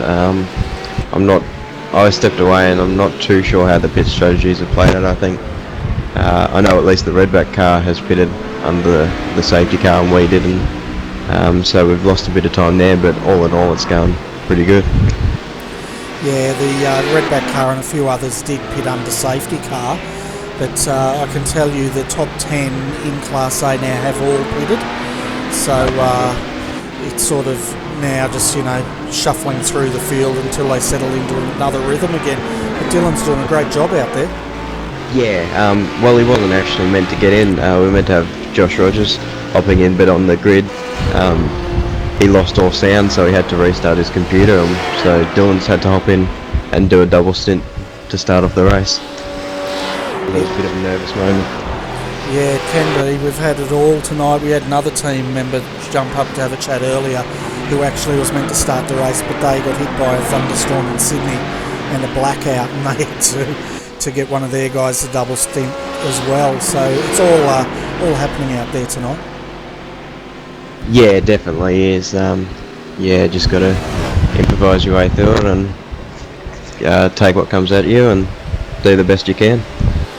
Well, that's right, but the team's in great hands with Dylan out there at the moment. We know what he's capable of, and he's doing the job right. He's keeping the car clean and competitive, and putting you guys in a good position. Yeah, he is. We've got a good, decent lineup of drivers to try and get us to the flag. All should do a pretty good job, I think. Yeah, so we know there's a minimum of 3 drivers required here. How many drivers have you brought to this meeting, and can you go through who the driver lineup is? Yep, so we've got 5 drivers to do this race. So we've got Sharman in the car now, and Josh Rogers, Joe Burkett, PJ Sturgios, and myself. Fantastic, that's an excellent lineup. Well, I'm going to hand you over to Adrian, because he's sick and tired of me, as he said, and he needs someone else to talk to. So, Adrian.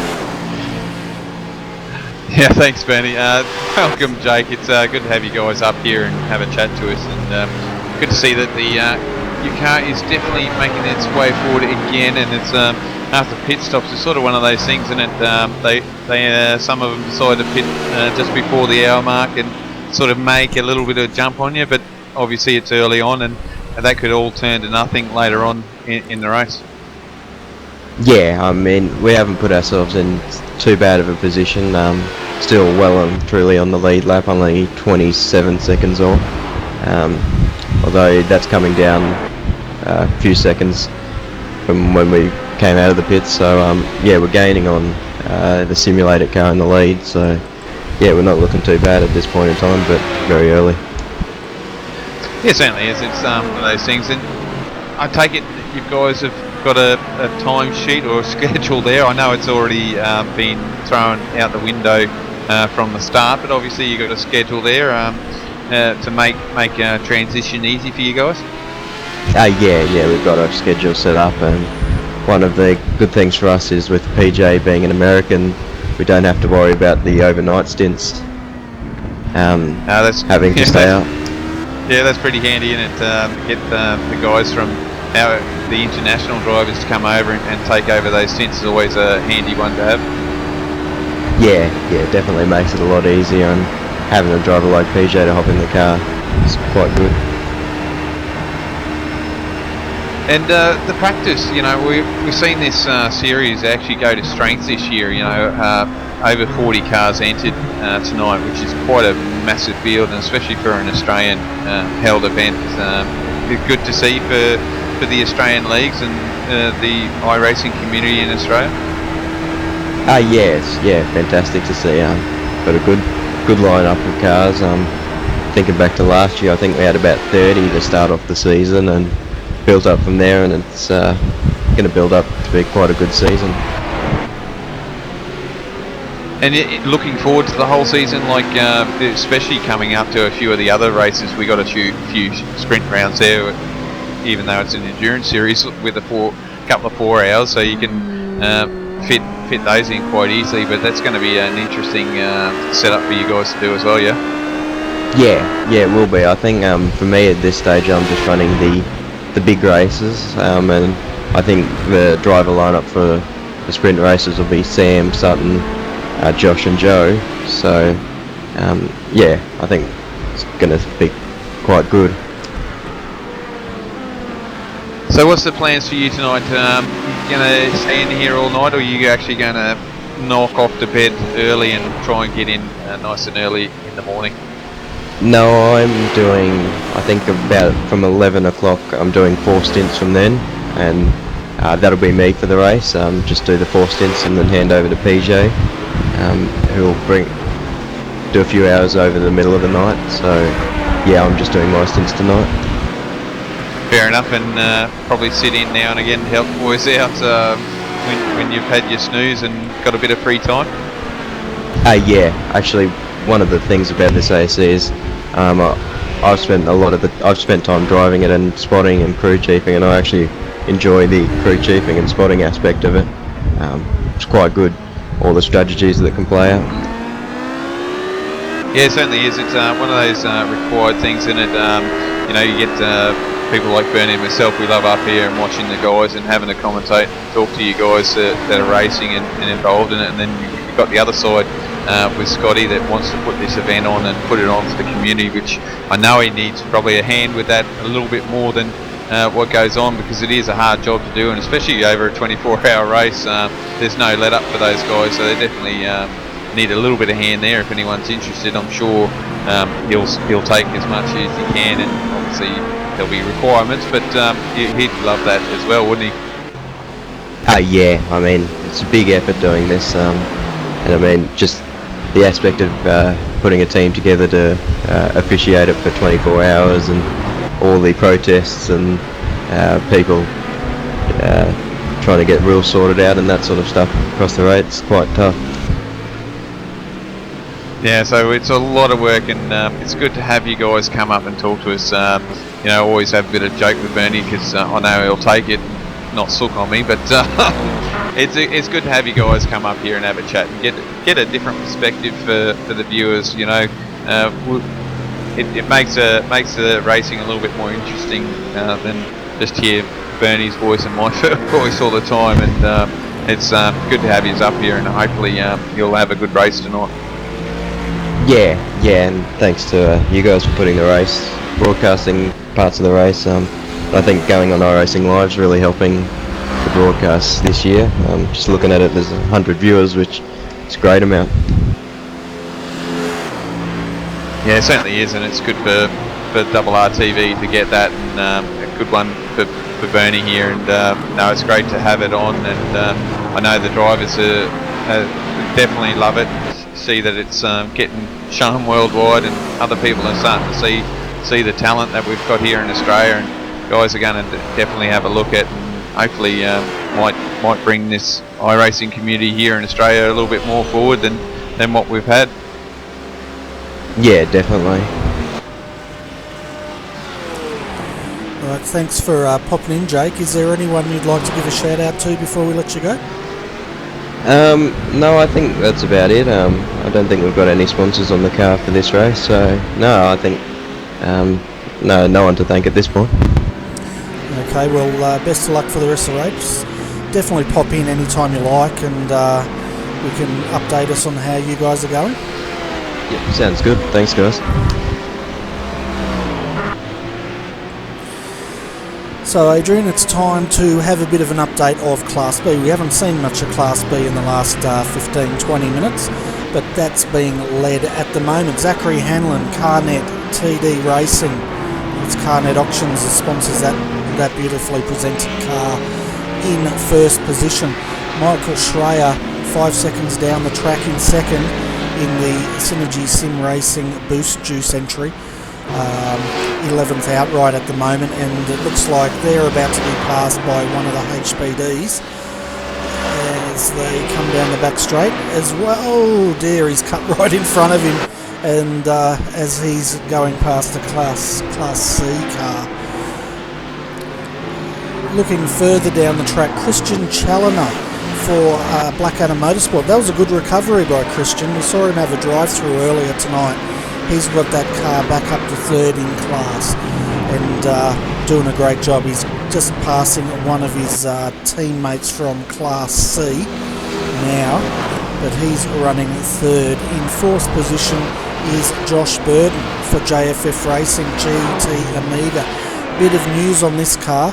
They're running fourth in class, but they actually had to do they're actually under a post-race investigation for avoidable contact with car 314, and that was a Selby entry of Hayden Burns. So they're going to have to front up to the stewards after this race and have that reviewed. Fifth in class, Richard Brookfield for Next Level Racing is in, fifth position, as I just said, in the number 271. Then we have Jason Gillespie. We spoke to his manager, Brent Tucker, earlier for All Star Motorsport. That Race Corp is doing a great job. 24th outright, 6th Class B, followed by Matt Zimmerman. Haven't seen much of Matt, but the LMTI team, they're doing a great job. 24th outright and 7th in class. Then we have Jeffrey Glisson for Motorless Motorsport, right behind him as he gets passed by one of the 118 Redback Racing HPD. 8th is Scott Kislowski, the sister car, the 217 of 218, and then 9th is, where are we now? Marcelo Rivera, class, that's 9th, and that pretty much rounds out our Class B, Adrian. Yeah, so we just had a few guys that Marcelo's obviously dropped out earlier, so that was a bit of a shame for those guys. But still out there, still pumping away. So they're not giving up, which is typical of ERA. Bernie, they'll keep moving along. I think we should see if we can get through some of the Class C here as well. We've sort of let them go by the wayside as well. After the start, we missed them all. I think Brett Woods there, Bernie, is in the lead at the moment for Class C in the 331 car. So for Tryhards Racing, and looks like he's under attack from. No, he's not. Jake Fox is a little bit back from him there in the Blackadder Motorsports BMW, Bernie. Yeah, that was Brett just lapping his teammate, the 332 entry. A bit of smoke coming into turn 1, and there's a car on the infield. Hopefully they're not stuck in those tyres, but yeah, Brett Woods just lapping, and that BMW is continuing in the background. Is in first position.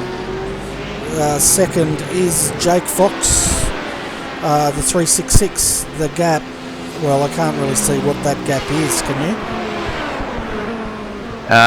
Yeah, I've got the gap here. It's saying 30 seconds on my screen. I had to close the telemetry down and bring it back up, and it's working fine now. So yeah, I've got to 30 seconds there now for that one. So that's quite a big gap there at the moment, Bernie. Yeah, and both of those cars are on the same.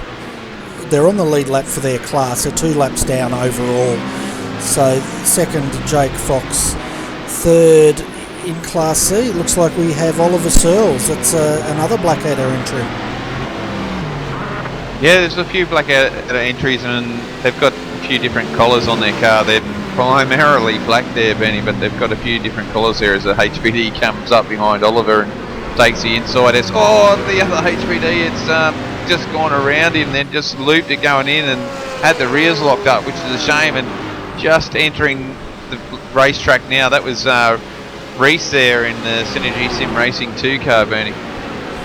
Yeah, we saw that, and I'll tell you what, it was that was a close call, wasn't it? Yeah, certainly wasn't he? And just seen another car here, Jamie Kingston. He just come on through the back there as well, so I don't know what happened to him there at the moment.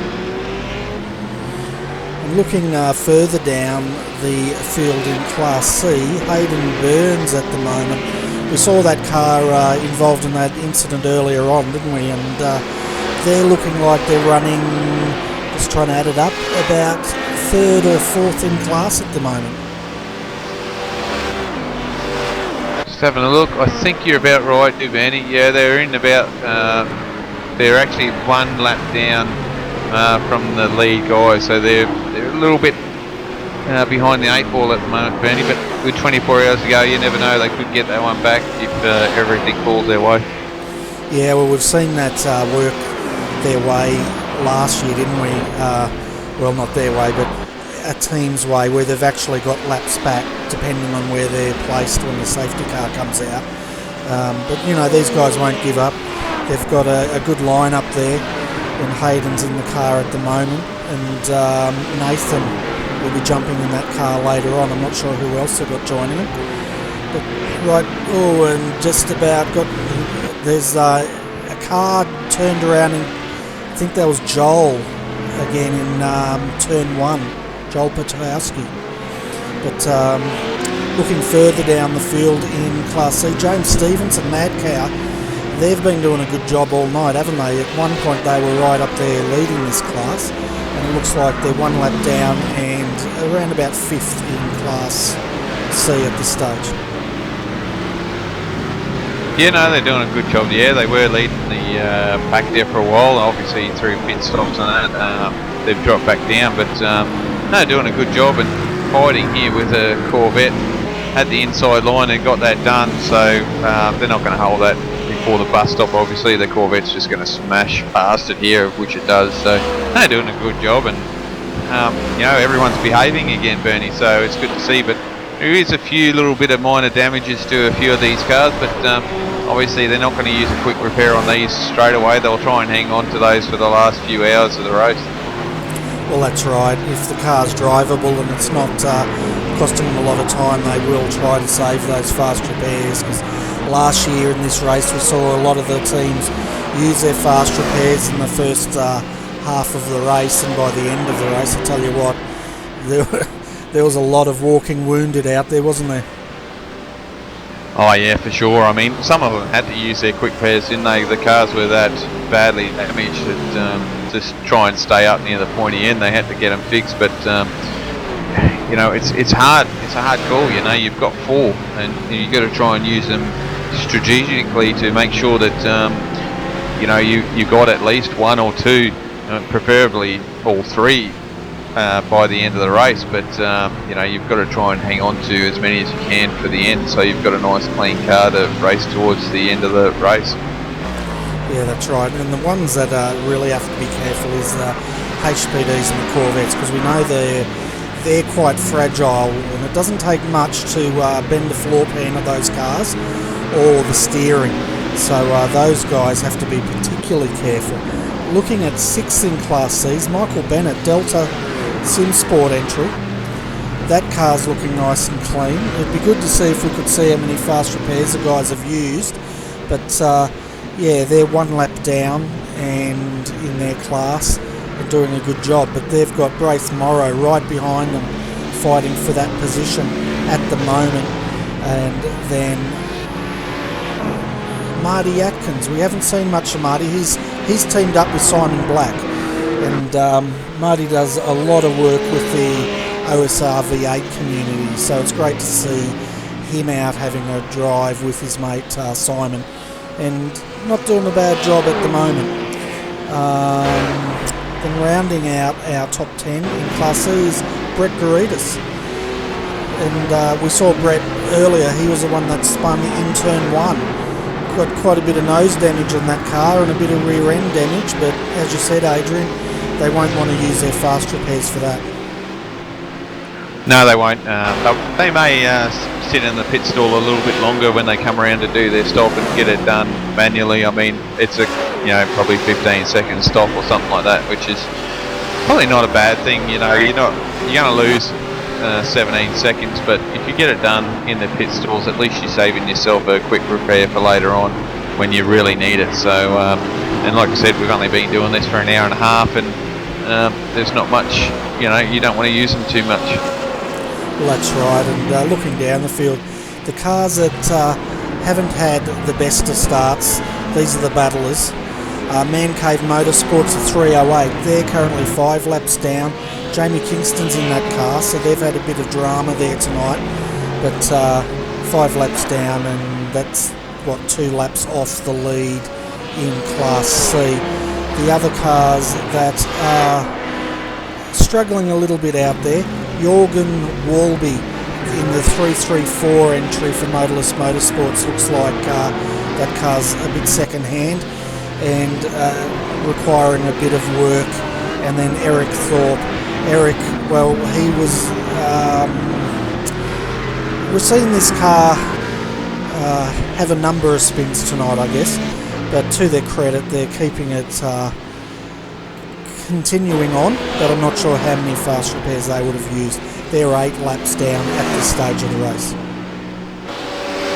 Yes, and the last one, Bernie, is car 340, which we know has obviously taken 2 fast repairs, and just something new for these guys. I think it's I think you can see the what we could say is infancy for these guys into this AEC. They're struggling a little bit out there, trying to keep up pace and understanding what to do out there, which is a big ask. I mean, this is a definitely a serious race, and everyone in here takes it seriously. So it's going to be something for these guys to big learning curve, and they're doing a fairly good job. They're trying to keep off the racing line and do the right thing, which is something that you can't ask more from them.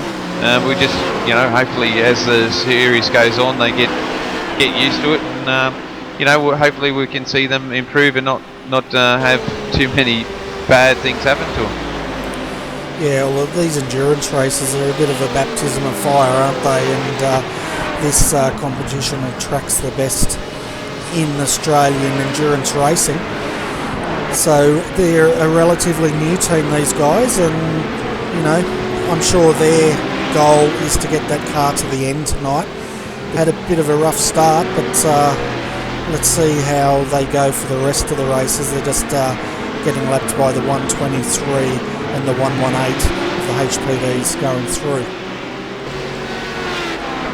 Yeah, it is a baptism of fire. I mean, to be quite honest, Benny, I think I'd rather be up here in the comms box and talk about the racing than be down there, because it definitely won't be an easy task. As you can see there, Brett Caritas has got 2 HPDs trying to muscle their way around as well. So you know, it's a scary and a daunting task at the best of time racing in a big field, and to have these 3 different classes and such a difference in closing rate, which we've covered off before in different broadcasts, Benny, that the HPD compared to a GT3, they just close up so quickly and can catch you out by surprise, that's for sure.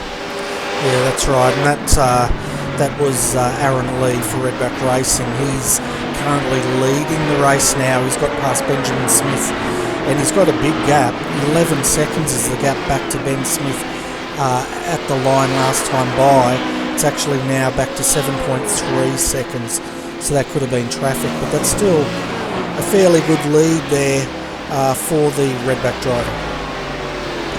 Oh, it certainly is, Benny. I mean, you know, we saw the last safety car we had, the guys pulled in and got their pit service done then, and as we can see now, Benjamin is actually going to the pit, so that's something, he must have hit something or bent something, Bernie, because mind you, it could be a pit stop, we're not too sure, but you know, big jump there considering they were way down, buried in the traffic there to start with after that yellow flag, and they've come out and they're leading the race, so this could be a scheduled stop here for Benjamin and Bernie. Yeah, it is, because Aaron Lee's also dived in the pits. These guys pitted under yellow, and they're out of sequence with the rest of the guys, so it's quite interesting, isn't it? They get the cars up the front, and then it's pit stop time, and down the field they go. Aaron's currently dropped to 4th in Class A as he comes out. That pit stop for Aaron Lee, 28.8 seconds. Benjamin Smith, where's Benjamin coming out? He's still sitting there at the moment. We'll get a time. He's leaving now, 32.1 seconds. So Aaron's come back out in 3rd in class, and Ben's back 5th in class after those stops. Yeah, it wouldn't surprise me if Ben's got a little bit of repair done, and you know, it's, you know, take the penalty now, Bernie. You know, get that repair done while you're in the pit stop. And geez, that's tight there. We've got a GT3 car. We had a fast HPD that was out on track with a nice warm tyre, and Ben was on the outside. So the GT3 car did a good job there as they're winding up Hayden here as well. See the and go a bit wide there to go, try and get around Hayden. So quite interesting to get back on your first fast lap around here, Bernie. Yeah, it's a bit of a handful, isn't it, on your first fast lap, but you know, these guys, the trick is with Class C, they're going to be lapped, they know that, but the fact is they don't want to lose time while that's happening. So you'll see the guys, you know, they will take the line and they'll let the guys through when they can, and that's in their right, because the last thing you want to do is have your race interrupted all the time by cars, the faster class passing you. And it must be said, you know, in this championship, all the drivers seem to respect each other no matter what class the drivers are in, and that's good to see. Oh yeah, Benny, this series, you know, last year was the inaugural start of the series and the championship, and we watched the birth of this series and watch it grow all throughout last year, and you know, to come and see the first race of this season, and it's, you know, it's definitely action packed, but probably one of the cleanest starts we've seen for these guys this year, and it just goes to show that following on from last year is just building and building. So definitely a series that you can be proud of, to see that it's how far it's come. Oh, that's for sure, and I know through the off-season the guys that are behind this have put in a lot of work to make it even better this year, so it's going to be good. And we just saw James Stevenson there pass Hayden Burns for position, so there's a bit of a shuffle there. Mad Cow's up one, Selby's down one. It looks like we've got quite a number of guys waiting for an interview. We might bring up your teammate, and that's Mr. Ballinger. Yeah, sounds good, Bernie. So I'll let you lead this one. Okay. Hello Tim, welcome to the RRTV comms box. How's the race progressing tonight? I believe you're in with Zach tonight. Yeah, we've got Zach, Josh and Pat here in the 227 car. Yeah, so we're just hoping. We've got off to a terrific start and been leading Class B most of the way so far. So yeah, having a brilliant battle with the Synergy Sim blokes and see how we go over the next 22 hours. Yes, it's only been 2 hours, but we've had a sort of an action-packed start, but not as action-packed as the last year's race, but still a bit have been going on since the start. Oh yeah, it's been a bit of a case of dodgeball. We got nearly taken out and instant there a little bit early. Just unfortunately a GT3 got out of shape, but you know everyone's facing the same thing, and I think it's going to come down to luck in the end, I think. Yeah, and we also saw that you guys with Synergy Sim Racing on that last yellow flag that we had, you guys actually pitted and took the stop early. Bit of race strategy there for you guys? Yeah, it was a bit of strategy we were trying to play, but unfortunately they followed us in. But I think we're both at it again, and with all the cars that didn't pit, so we're probably about a 40-second gap over the other boys in class in realistic terms. So yeah, really just as a head-on battle between us two, I suppose, at the end of the night. Just hope everything keeps going the way it is. Yeah, it's been like I said, it's been a hectic start, but it's been a long time now since the last yellow flag, so it looks like the guys are in a rhythm, and you're starting to pick your lines and the track's wearing in. Projections for the next couple of hours, I believe you'll have another stop coming up soon. Oh, we've just had one not long ago, so Zach will be out there for about another 30 laps, I think it is, 22 laps to go, and then I'll be jumping in and double stitting, and Zach and I'll go till wee hours of the morning, and then we've got the other two turning up to give us a break, so we'll just see how we go between now and then. So it looks like you guys are holding the fort for quite a bit here tonight. So you're actually going to run into the wee hours in the morning. So it's a bit of a task for you boys, but probably not for you so much, mate. You've seen your interstate truck driver, something that you do on a weekly basis. Yeah, I had a bit of a warm up the other day with a muck up at work. So yeah, I've got me practicing early. The joys of being an interstate truck driver. But get back to the car. Is there any thoughts about tyres? I mean, we know that you've got to pit for fuel, but tyre strategy. Is there any thought that maybe you might run a second stint on warm tyres instead of getting fresh boots on? We did a fair bit of we've probably put 3 months into this setup, and it's showing tonight. But in all the testing we've done, it like the double stint the tyres. By the time you get to the end of that second stint, it's just not worth the risk, and you lose time. So, yeah, you're better off just copping that 4 or 5 seconds on that first out lap, and then it's just a lot better long term. So, yeah, double stinting tyres won't pay off. Yeah, thanks for that. That's a good bit of information there. It's something that I know some guys might have thought about trying. We've seen it before last year that some guys have done it, paid off for them, but just something that we weren't too sure on this season so far. But it's good to have you up here. I mean, obviously to get that information and share it with us. But I'll hand you over to Bernie for a bit. But good to see you out there. Hopefully, best of luck for the rest of the race, and hopefully we'll see you on the podium after the 24 hours, mate. Yeah, hopefully if we can just avoid any trouble, I think we've got a good shot at the podium here. So if we can do that, we'll be absolutely stoked for the first race. Yeah, Tim, well done on the 227 entry. You guys are leading the class. You've been leading most of the race, and young Zach's doing a fantastic job out there. He's got a bit of pressure by Michael Schreier, but I tell you what, he's not intimidated by Mr. Schreier one bit, is he?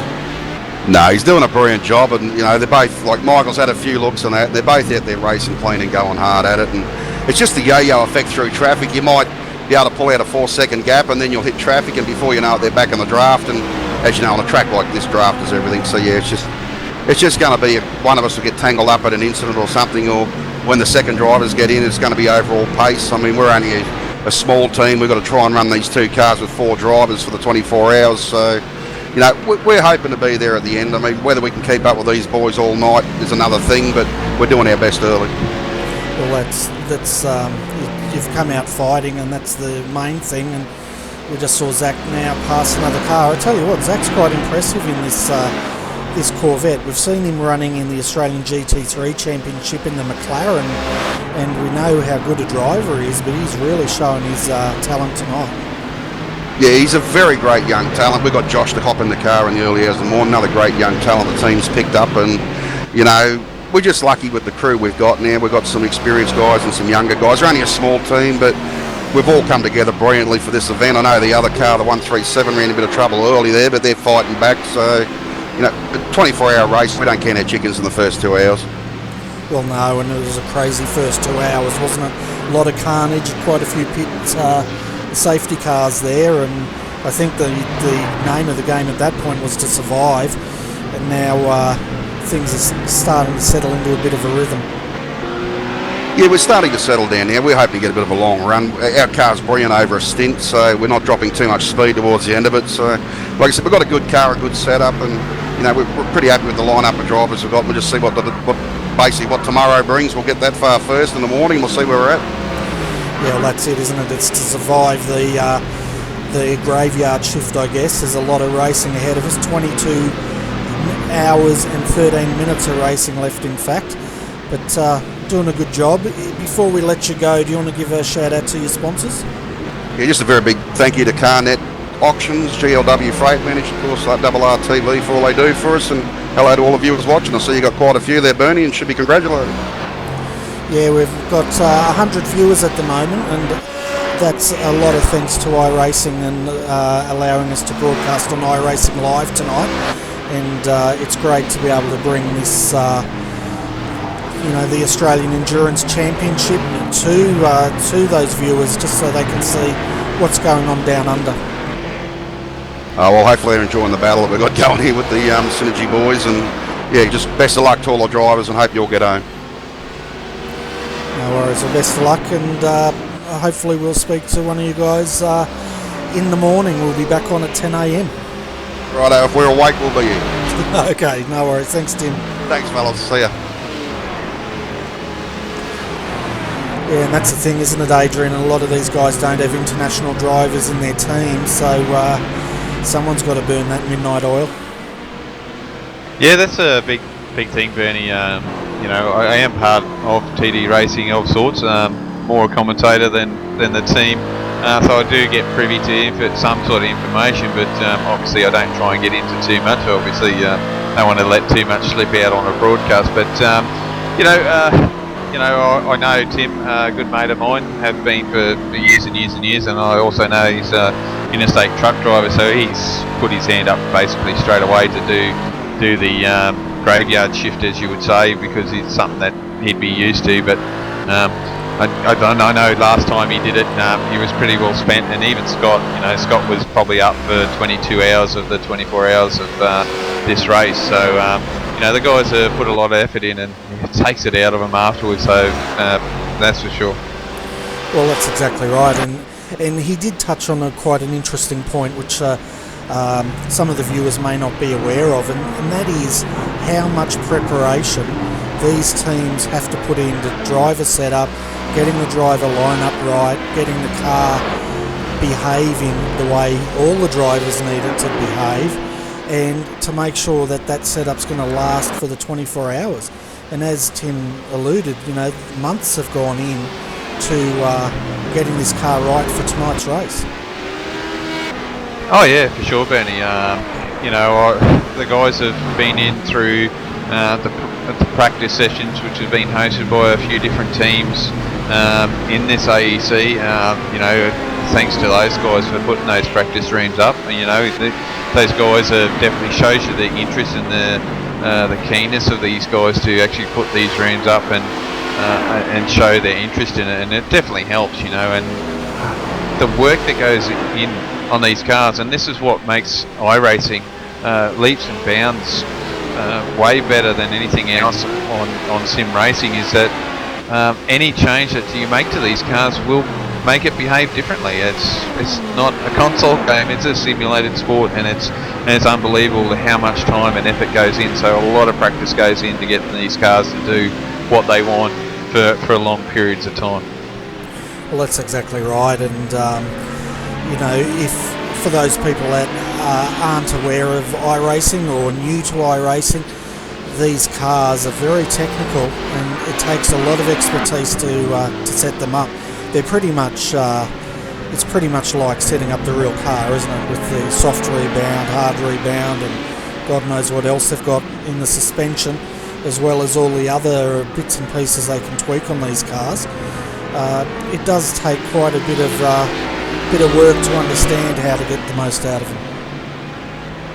Oh yeah, that's right, Bernie. I mean, you know, even with the dynamic weather, it plays a part of trying to get a car set up. So, you know, the boys will have a room up, and you know, tonight it's 25 degrees track temperature, so it's not too bad. But I've been in a server where it was like 18 degrees track temperature, and you know, the car was like it was on ice the whole lap instead of just half a lap. So it does make a difference, and the effort they put in. So, and you also heard about the top guys. You know, they're not willing to do a double stint on this. They just lose so much time at the end of the stint. So it just goes to show that the tyre models that are working on here are brilliant, and just makes it that more enjoyable and frustrating at the same time to do this sport. Yeah, well, that's right, and you know, that's another thing these drivers or these teams look at is when they go out testing, they don't know what the weather's going to be like with this dynamic weather, so they have to test the cars across many different scenarios of weather, I guess, as well as testing the tyre wear and tyre temperatures and whatever else goes into them. You can see how a lot of work goes in, and I can guarantee when this race is over, these guys will probably have a day or two break, maybe 3, and then they're going to be focusing on the next round, which is a Bathurst 12 hour. And I tell you what, 12 hours around Bathurst, that's going to be another daunting task for them. Certainly is 12 hours at Bathurst, Bernie. That's going to be a rate of attrition like no other. You know, it doesn't matter how much time they spend around there. Bathurst is just a nasty place to try and get a car around at the best of times, and then you're throwing in 2 other classes. So it's definitely going to be hard. It's going to be a challenge, and you know, they've got a baptism of fire at Daytona. Well, they haven't seen Bathurst yet, especially some of these newcomers, and they're going to soon find out what Bathurst is really like, because it's so close and the walls are just right on top of each other most of the way up the mountain. That's exactly right, and safety cars being called, folks. That is for car 363. We can see in the pits that car's been in the wars. Swift Racing, they've they did come in the pits because they had steering failure, but now unfortunately they've also had engine failure, as we saw that car detonate. So broken steering, safety car called, blown engine. Wow, they've definitely had a baptism of fire, haven't they? Literally. Yeah, Bernie, that's not a good way to go. But look, hopefully they come back. You know, yeah, Bathurst is probably going to be the best place. They may find a lot more trouble. Like I said earlier, it's not the friendliest places to go. But look, interesting. It'll be quite fun watching Bathurst, and you know, get these boys around there. It's going to be interesting, that's for sure. Down Conrod Straight, getting into that chase, that's going to be fun to watch them get through there. Oh, it certainly will, and they can have a maximum of 53 teams take to that. We've got 46 teams here tonight, so if they can get a few more teams, can you imagine 53 cars racing around there for 12 hours? It would be a sight to see, wouldn't it? Oh, Bernie, 53 cars, that'd be unbelievable. It's just crazy the amount of cars. If that was on there, it'd be action packed all the way for at least the first 10 laps at least. Yeah, at least. But safety cars out at the moment. Let's give you a bit of an update of where your favourite driver is at the moment. So let's bring up our results page, might make it easier. Dylan Sharman leads the way in the 188, followed by Nutters Motorsport Orange in second. Ben Darley Jr.'s in that car. Redback Racing HPD sitting in third. They've had their second stop. Aaron Lee is double stinting that car. Fourth, ABR Team Simulated, the 112 with Jason Bentz driving that car. Fifth, the 126 is Benjamin Smith, and I think that's Evolution Racing Australia.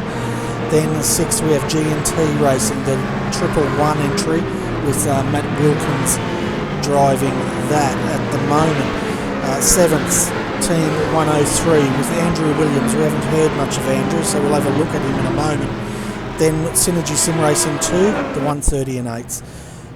Number 131 is in, where have we got him in? 9th position, and that's Stephen Collins Cooper steering that at the moment. 10th is Team 119, which is a second Redback Racing entry, as we see Dylan taking a pit stop, taking the advantage of doing it under yellow. So second Redback HPD in 10th position at the moment. 11th 166 VPR is 11th. 12th Carnet TDR, the 137. 13th is 177. Now the first of Class B, 14th outright, is 227 Carnet TDR. Zach Hanlon's driving that car. Then we have 15th and second in class Synergy Sim Racing. Third in class and 16th outright, the 266 Blackadder Motorsport. Then the 101 in 17th, car 228. 18th, 19th is a 204 JFF Racing GT Amiga. They are under investigation post-race for contact. The 222 entry for Class B is in 20th. 21st, One Performance Racing, the 243, followed by the 205 and the 271. 123 is in 24th position, and I'm just looking at, that's Tim Fatultz behind that, the wheel. That car has also had a baptism of fire at the moment. 25th is the 232, followed by the 218 and 26th. 27th, the 226. Who's driving that car? Marcelo Rivera, so that's Evolution Racing Australia. 28th is LMN Touring. 29th, the 217 entry. And 30th is car 231. Looking down the field, 32nd, first of Class C is the 399. And that's Alex Pole has just jumped into that car. So they're leading Class C. And then second and 34th in Class C. Second in Class C and 34th is Blackadder Motorsport, the 366 entry. 35th, the 331 Tryhards Racing. 36th is the 333 entry.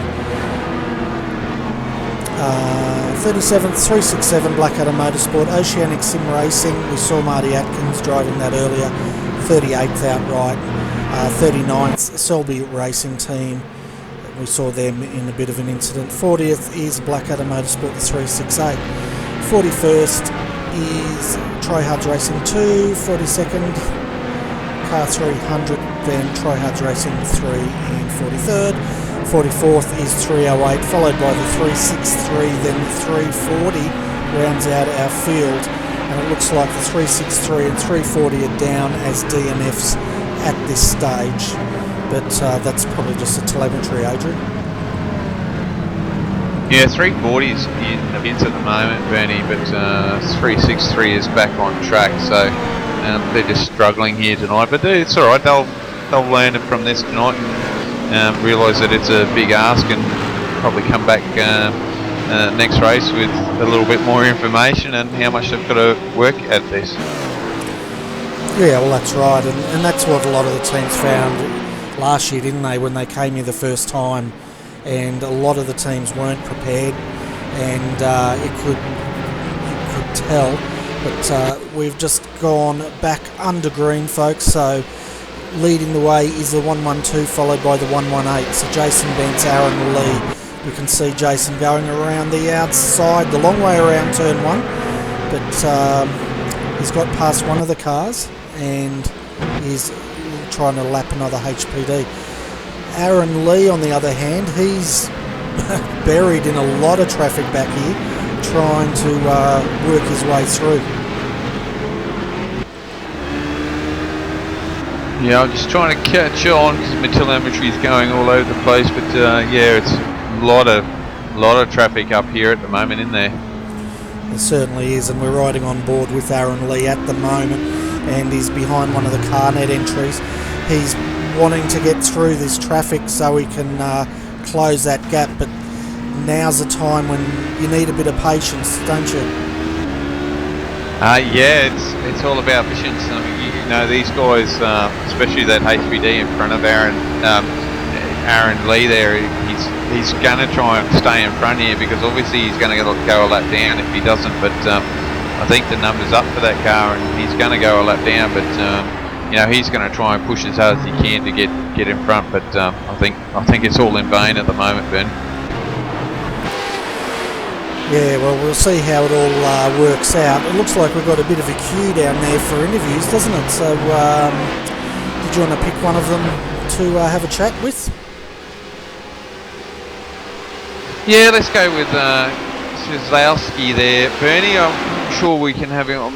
We had his teammate earlier, so we'll bring him up quickly and get that done, and then we'll bring up Scott afterwards.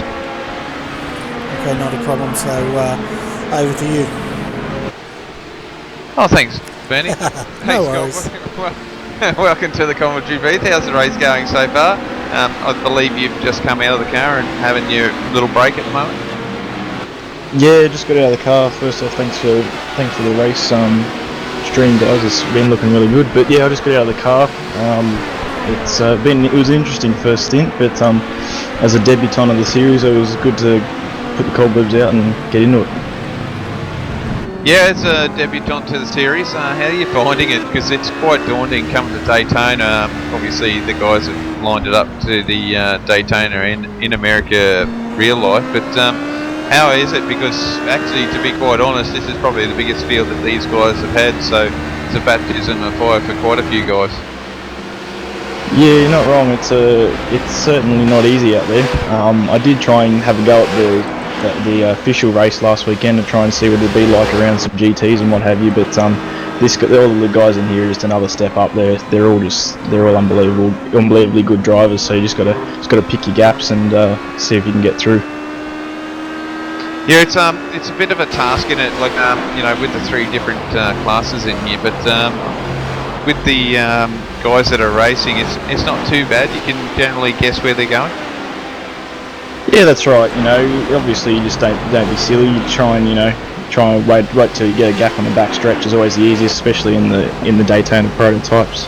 But I find the closing speed between the DP and the HPD under brakes is that's what's taken me a lot longer to get used to. Just unbelievable closing speeds.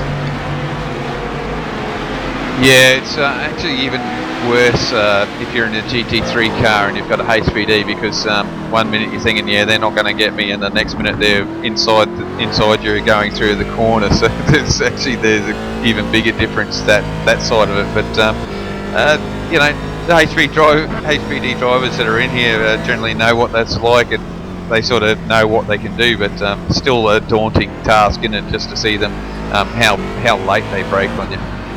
Yeah, you're not wrong. I certainly don't envy the GT3 drivers. They can have that on their own. That's for sure, and they've got just under 22 hours of more of that fun to go. So it's a bit of work for those guys tonight. Yeah, for sure, especially into the weary hours of the morning. It'll be tough for them. It'll be tough for everyone, but they really got to keep their eyes peeled with two faster fields of cars to get through. And talking about later on, how's your stint? We know you've probably done 2 hours of racing now, which is probably what I think pretty well standard for a lot of these teams to do at the moment. But how's your schedule going for the 24-hour race here today? Yeah, I think the 2 hour stints is pretty standard going to be for most cars, especially in the Daytona prototype. It's basically two stints, and you sort of factor in a bit of fuel saving under the safety cars. But for our team, most of the guys we're doing 2-hour stints, and we're just going to break it up in there. No one's really going to be doing anything more than that. We've sort of worked our strategy around that. So one of the other boys is in the car at the moment. I think it's Luke in the car at the moment. So he's belting around there, and I'll be back in the car later on. Yeah, no, it's one of the things, isn't it? We had Tim Bellinger, one of the team managers for TD Racing, car options team there, and they were been practicing for the last 3 months for this race series. How about your team? How long have you guys been practicing for the first race at Daytona here tonight? Not quite 3 months. I personally only got picked up by All Stars maybe six or 8 weeks ago. So pretty much since then we've been at it more often than not, every night, cutting some laps. It's been really good. A lot of the teams have been putting up a server of a night time of different track conditions and what have you, which has been really helpful. So, and it's been good to get used to some of the other boys that you drive around, or to get used to driving around, because obviously being coming new to the series, I don't really know.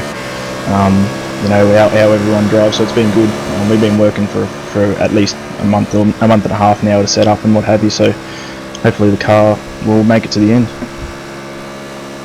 Yes, like again, you've only just joined the team recently, but still a month to work on a car, which is some sort of dedication, and every time you go out there's some sort of different setup you're trying to get the car to be settled, because obviously the plan is to try and get the car to a race pace where you're all comfortable. And I think that's the biggest thing, is compromise for you guys to get the car to do what you all like and feel comfortable in. Well, that's exactly right. We got 5 boys in our car, and we got to try and compromise set up that all 5 of us can be fast and have a decent race pace that's comfortable for everyone. So they're not gonna put it in the wall every time they go around the bend. It's really difficult to tailor a setup to that, and then along with your tyre strategies and that kind of thing. It's there's been a lot of work going into it. Yeah, it certainly is. And the plan for this series, you're running a DP for this series. Is the plan to do official series on iRacing, just to get the miles down in this car, just to give you a bit more feel for the car? Yeah, for sure.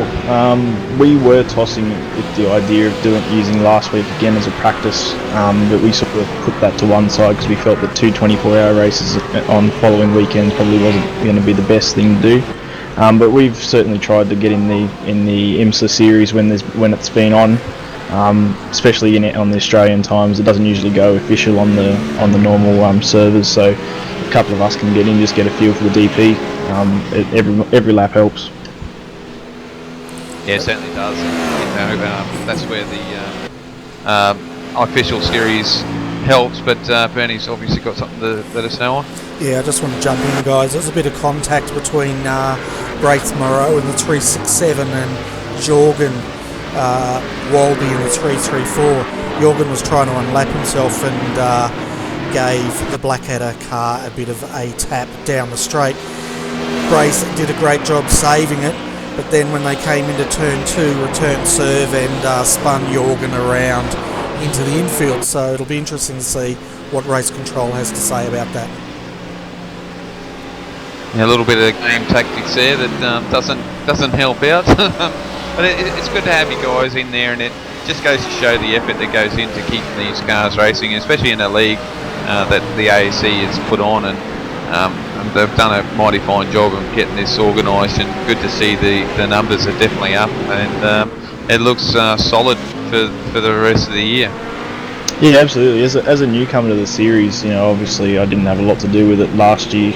I sort of had a look at a couple of the old streams to see what I was getting myself into, which really taught me a lot in and of itself. But the AEC is really professionally run. The boys in race control and the organisers, they do a great job, and it's not easy. It never is, but they're doing their best, and it's been really fun. Yeah, cool. Well, I'm going to hand you over to the Master of Sound Ceremonies at the moment, and that's Bernie. And look, it's good to have you up here, Scott. Definitely always welcome to come up to the booth and have a chat. Obviously, the boss man has told you that. He's always been up here as well. But We'll get you to say your last name too before you go, so that we can definitely try and pronounce it properly through the broadcast, which I know some people get a little bit annoyed with us because we don't might pronounce your names properly, but look, we give it a shot, and if you can do that, we might remember it for the rest of the broadcast. Yeah, no worries, boys. It's all right. Solotsky it is. But I know who you'll be talking about, so it's all right. Yeah, we'll just give you a nickname and we'll go with that. But Solotsky, I've been pronouncing it Kislowski, but Solotsky it is. So it looks like your boss is out there at the moment in the 28th position, 218. I tell you what, earlier on, did you have a bit of a scare? Were you involved when that GT3s came together in front of you and your teammate? Yeah, I was actually following right behind them. I was right behind the 218 at the time, and I saw him getting into it a little bit. I was trying to not crash on my own, but before I knew it, there was smoke and cars everywhere, and we took a little bit of damage in it. Like I said, I didn't really have anywhere to go, but not too much. Spun around and off we went again. So it definitely could have been worse. These DPs are so fragile, and I think we only had a little bit of optional damage. So. And I wasn't too far from a fuel stop anyway, so put her in first, and away we went. Yeah, we saw the replay of it, and I tell you what, the road ahead of you guys closed in with a lot of carnage, and you both did really well to get your cars out of that without any damage. And as we were saying earlier in the broadcast, it doesn't take a lot to bend these Corvettes under trays, I guess, and if you do that around Daytona, it would be extremely costly. Absolutely, especially with somewhere like Daytona that's so aero dependent. Even if you just put a little bit of a fender out and you're just slightly down on aero in these DPs, if you're out of the draft, you can be up to 10 or 15 k's an hour slower down the straight, and that's big time over a stint. That certainly is, and just having a look at Luke Hamilton there, letting one of the faster cars through. But we were talking earlier about what these cars are like on cold tyres. Can you tell the viewers exactly what it's like to start in one of these cars when the tyres aren't at optimal temperature and it's a cool night? Yeah, it's not the most fun sim racing experience. I'll say that. It's very, very stressful. I actually wasn't supposed to start the car, but circumstances meant that I needed to get in and start it, which wasn't too bad. But the DPs with no tyre warmers on a cold night, it's unbelievable. Like, you probably would have seen us boys in B class. We were trying to take it as easy as possible. Everyone was being real respectful because we knew everyone was in the same boat, and you didn't want to bin it on turn one, being too ambitious. But it's just like on ice burning. Like, there's no grip for the first lap or so. It does take a little while for them to come up to temperature, and I'll tell you what, those first couple of safety cars were not easy, because just as we got a bit of decent temperature into the tyres, there was a safety car called, and you got to do all that work again. So yeah, it was not easy for the first 10 or 15 laps there on cold tyres. Yeah, that would have been downright frustrating, I think, just getting the car up to speed and then having to do it all again. But to your credit and to everyone's credit out there, on cold tyres, you all had a really nice clean start. I did try driving one of these cars around Daytona at night on cold tyres, and I parked it. It wasn't the sort of car experience I wanted at the time, as we just saw Luke's just losing it in turn one, but he's just a bit of a spin. We've seen that tonight, and he's gathered it up and continues on his way. Anyway, Scott, before we let you go, do you want to give a shout out to all your sponsors? Yeah, no worries, thanks. Just cheers to Unmetered Servers and Rat Corp and the ASM boys for picking us up. It's been really enjoyable, and to you RRTV guys, the broadcast's been impeccable. Really congratulate you. Fantastic. You might want to also have a look at Luke's ping. It looks like he was cutting in and out a bit there. Might have settled down now, but it might be something you guys might just want to keep an eye on. Yeah, for sure, we'll keep an eye on that one. No worries. Well, thanks Scott for coming up, and have a great race, mate. Thanks, boys. Enjoy the night.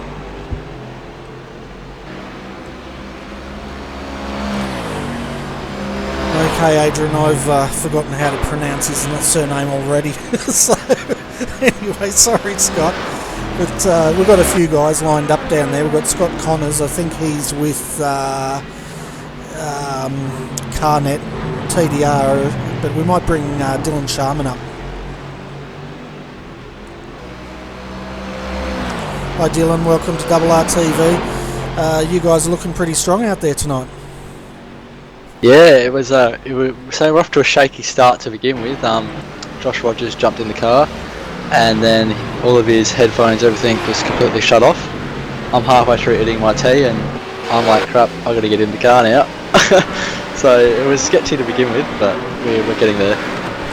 Yeah, well, we've got you down as second in Class A at the moment, which is excellent. You guys are running about 6 until pit stops, so it's all going your way. But saying, you know, people having trouble, we've had quite a number of guys coming up here tonight with all sorts of trouble going on, so you're not on your own there.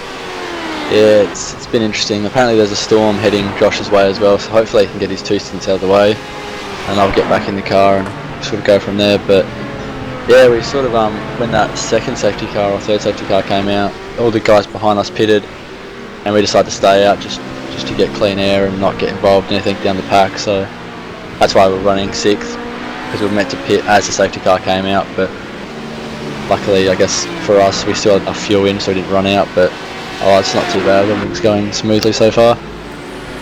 Yeah, with all those safety cars earlier on, it'd probably be pretty hard to gamble on whether you take the pit stop under safety car or gamble on another one coming out. But it's definitely worked your way. You're up to second at the moment.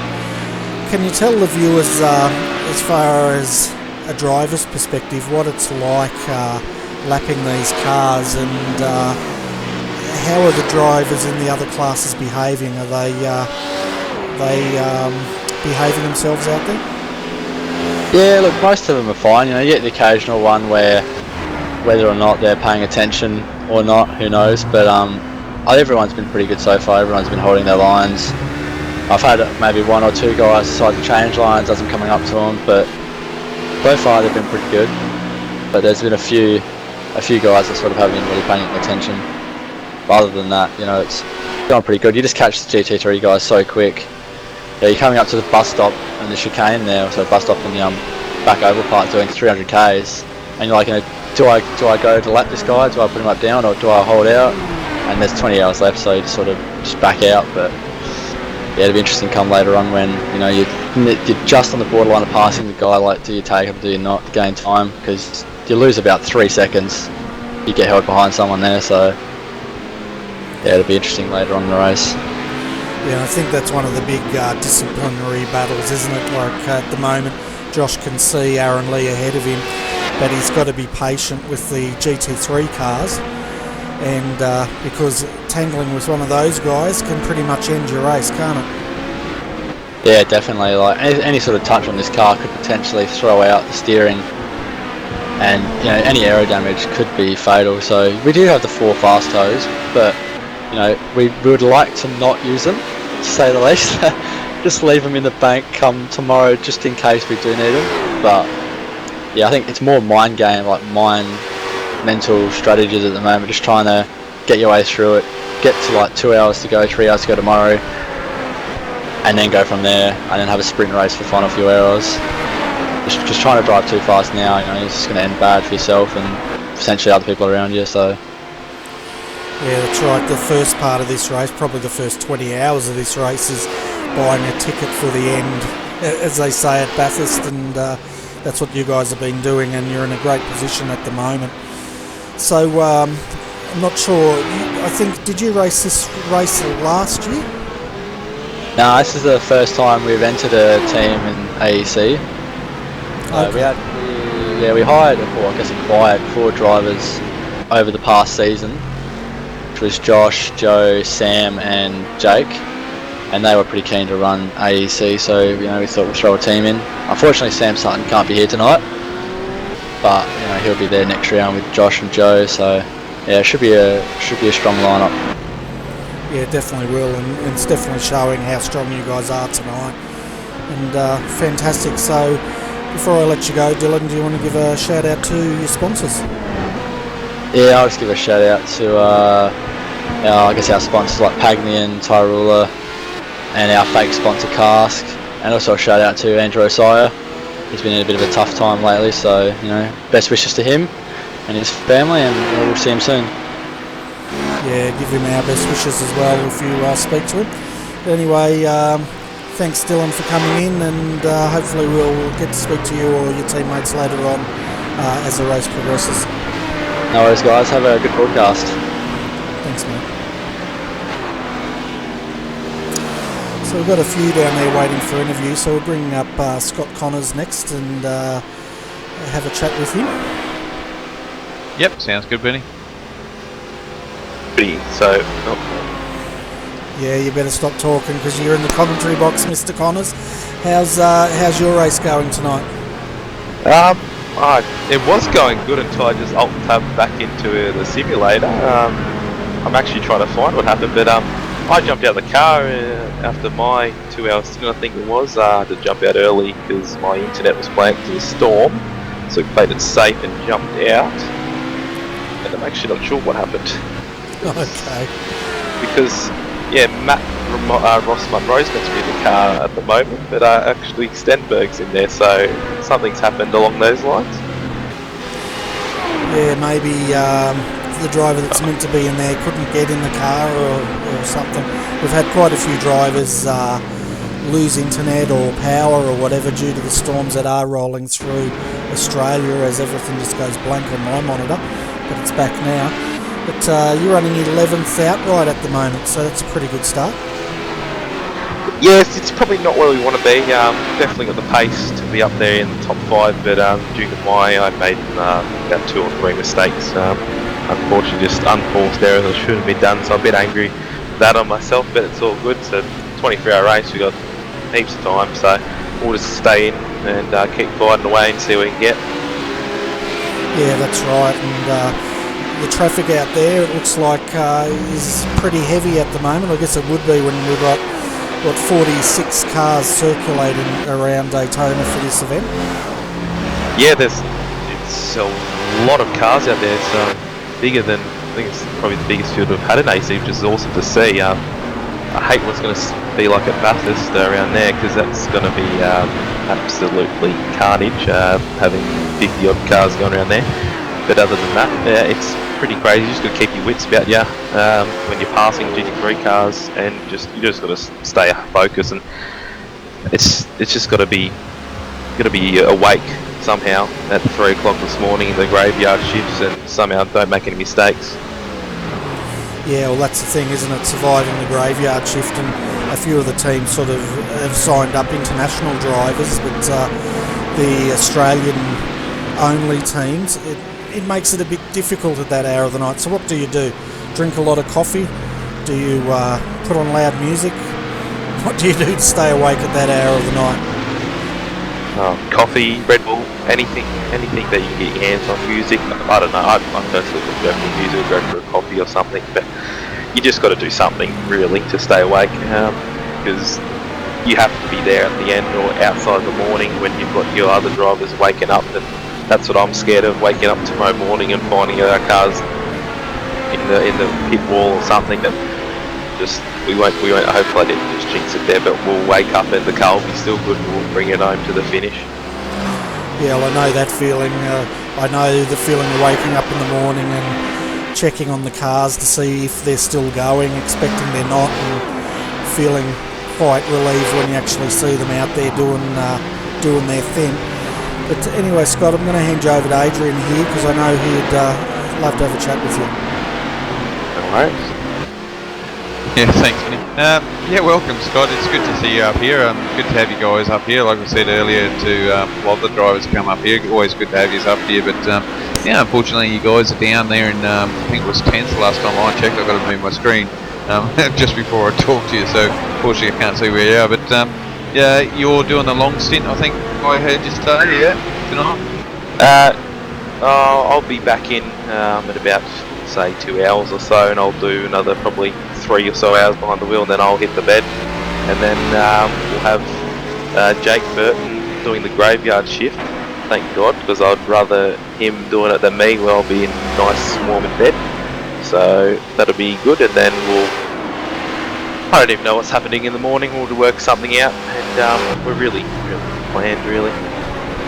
but we'll work it Yeah, out. because you've only got 3, I think you said. So you're doing it tougher than some of the guys, because I believe they've got more than 3. So you've got 3 of you. So you've got a little bit more workload to spread out between you. We got 4. We got me, Jake Burton, Matty, and Ross Munro, which he's meant to be in the car at the moment. So I'm actually still questioning what happened. I think he might have had the incident and he jumped out of the car after 2 laps, is what I'm thinking that's happened here. So, which is unfortunate. So we've already used the fast repair, which is just probably not what we wanted, but we'll just play it safe for the rest 20 hours or so. I don't even know how long to go, to be honest. Yeah, we've got 21 and a half hours, I think it is, to go. So yeah, we've still got a fair bit of hours to go, but yeah, it's a long race, and you've got the right sort of strategy. Like everyone else, it seemed a little bit hectic at the start, but you're doing a great job. And look, before we let you go, you want to put a shout out there before we let you go and get back and see what happened to your team. Yeah, probably should do that. Just thanks to Fusion Sim Sport. We have a new team. This is our debut race for everyone. Just want to thank to our sponsors, Dayco, GT Omega, Powerbond, Nulex and Sim Instruments for their support along the way, and see where we end up at the end of the 24 hours.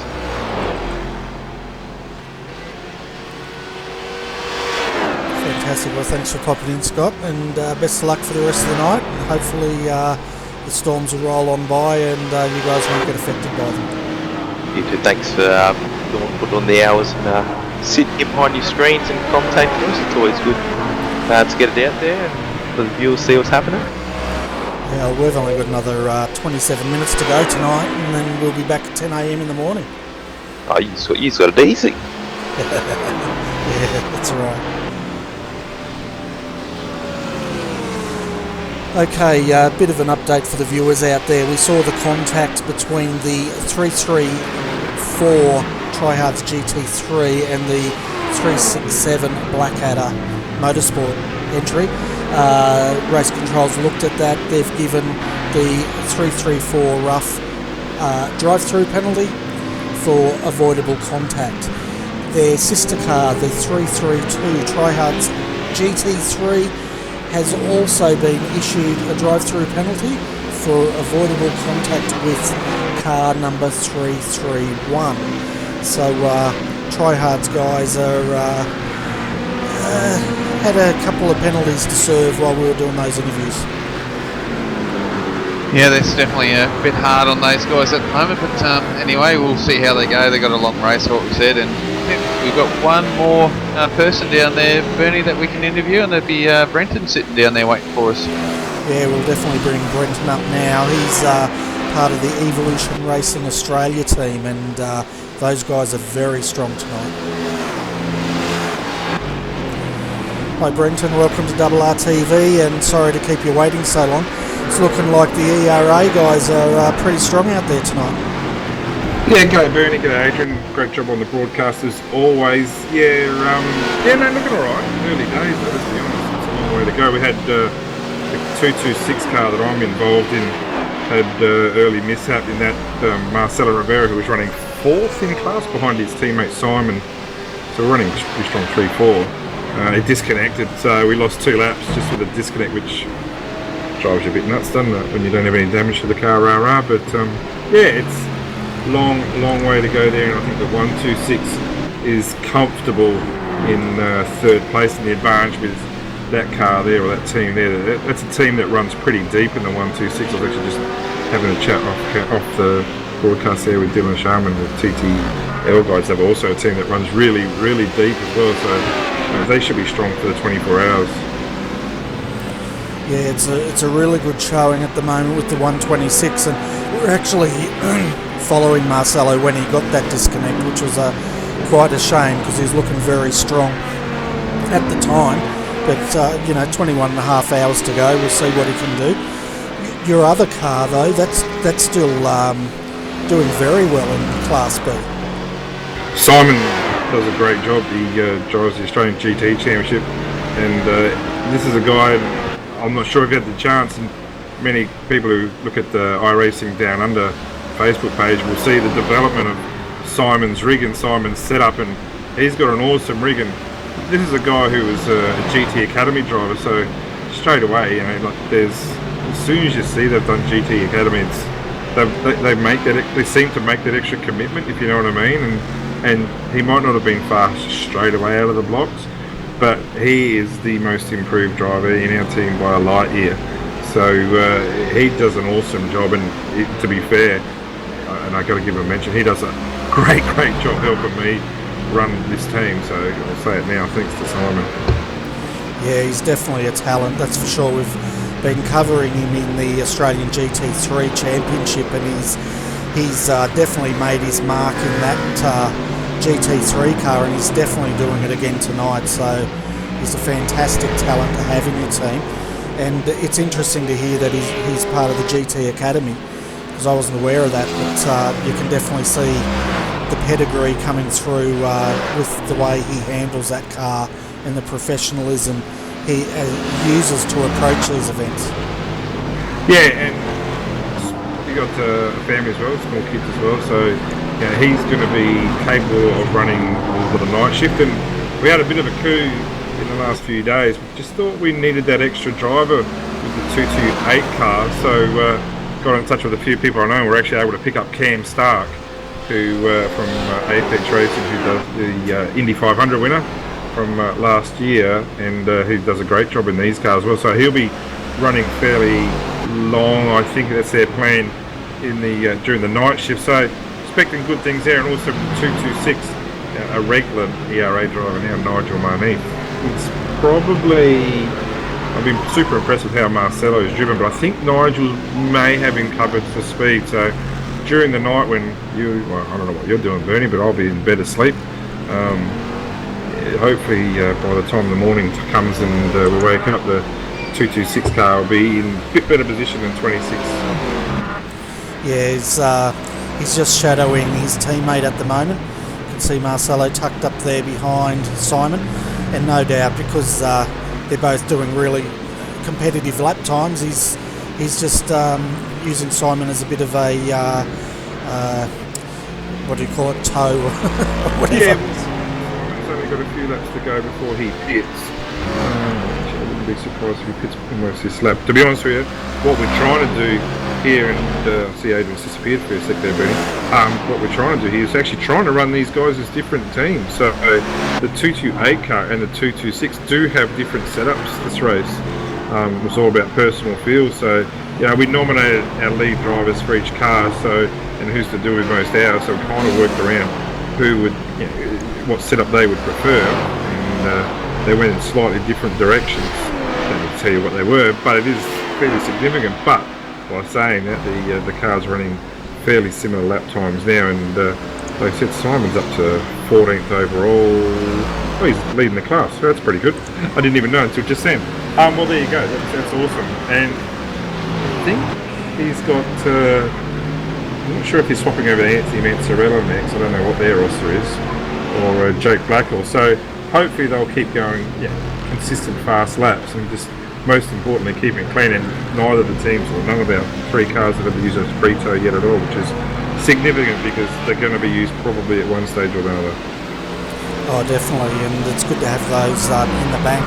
We heard from a few teams how much time they put into developing their cars and their strategies and making sure all their drivers are compatible. Can you give the viewers an idea roughly on how many weeks or months it takes to develop a team like this for a race like this? Still developing now, doesn't stop. Because even this week we got a new guy on board, Luca. He's also he's a GT Academy driver from 2014. He might be doing a stint as well. The day that you stop, like, don't get me wrong, let's be honest, it's a sim, we love it, it's a hobby, and we invest a lot of time in it. Family and work first, we know that, but there's a fair bit of work to do, and ERA are one of the bigger teams, and I would say here, hopefully one of the stronger teams. Yeah, there is a bit of work into it, and you want, we could have loaded up one team with just all of our 4 or 5 best drivers, but kind of reduces the motivation of the other two teams. So what you try and do is try and balance out so every team has a chance of being competitive in their field, and I think we've done that. Yeah, and we've just seen Simons now coming in to take his scheduled stop, and he's out of the car. We'll just see who's going to jump in. It's James Keane, by the looks of it, has jumped into that car, so we'll see how James goes. Before you go, Brenton, I'm going to hand you over to Adrian and see if he's got any questions for you. Yeah, thanks, Benny. Yeah, hello, Brenton. It's good to have you up here. It's been a while, off doing your own thing and that, but it's good to see that you've got 3 cars in this, and I'll tell you what, I'm quite impressed with the paint schemes on those DPs. They're quite striking.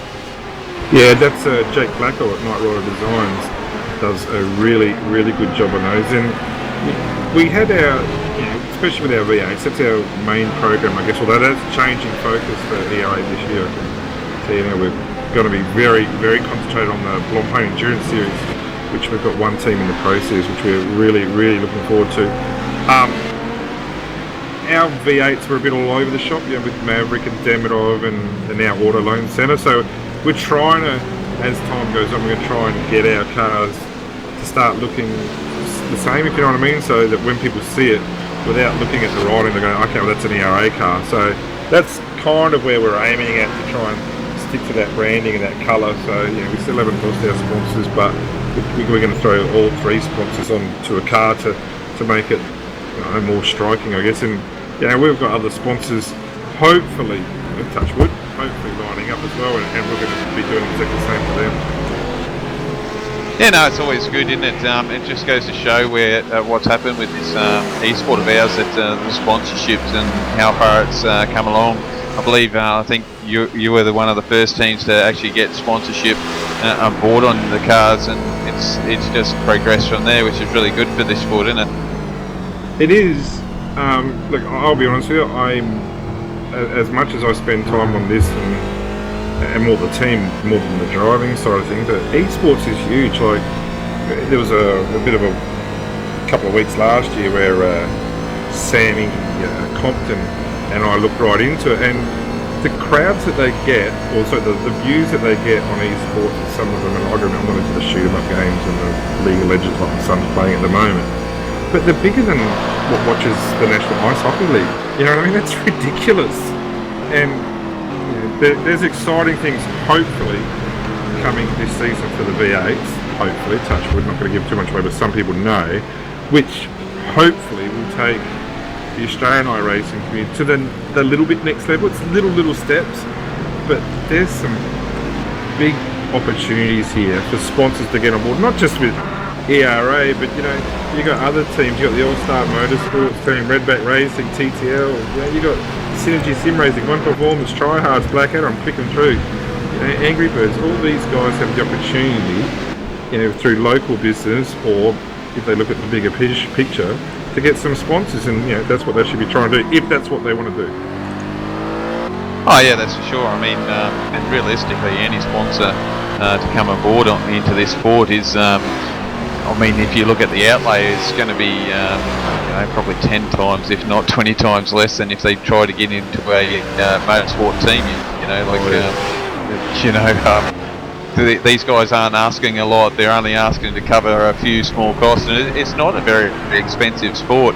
The only thing that the guys are going to be spending money on is their own equipment. Is obviously that they'll have to spend on their own, but basically most teams are only asking to help pay for just a bit of content or paints or putting up sessions and stuff like that, aren't they? You're right, and I'll use Simon Beagle as an example here. His wife's a champ, because Simon, through GT Academy, did a pretty good job, but had the opportunity to maybe progress further, not in the GT Academy, got eliminated, etc. But could have started off locally with his own cars, etc., and put a lot of money into it. He's got a young family, and so he made that commitment to bite the bullet, say, okay, well, this is where it's at. And he spent some money on his rig, and like I said, it's been an awesome progression with it.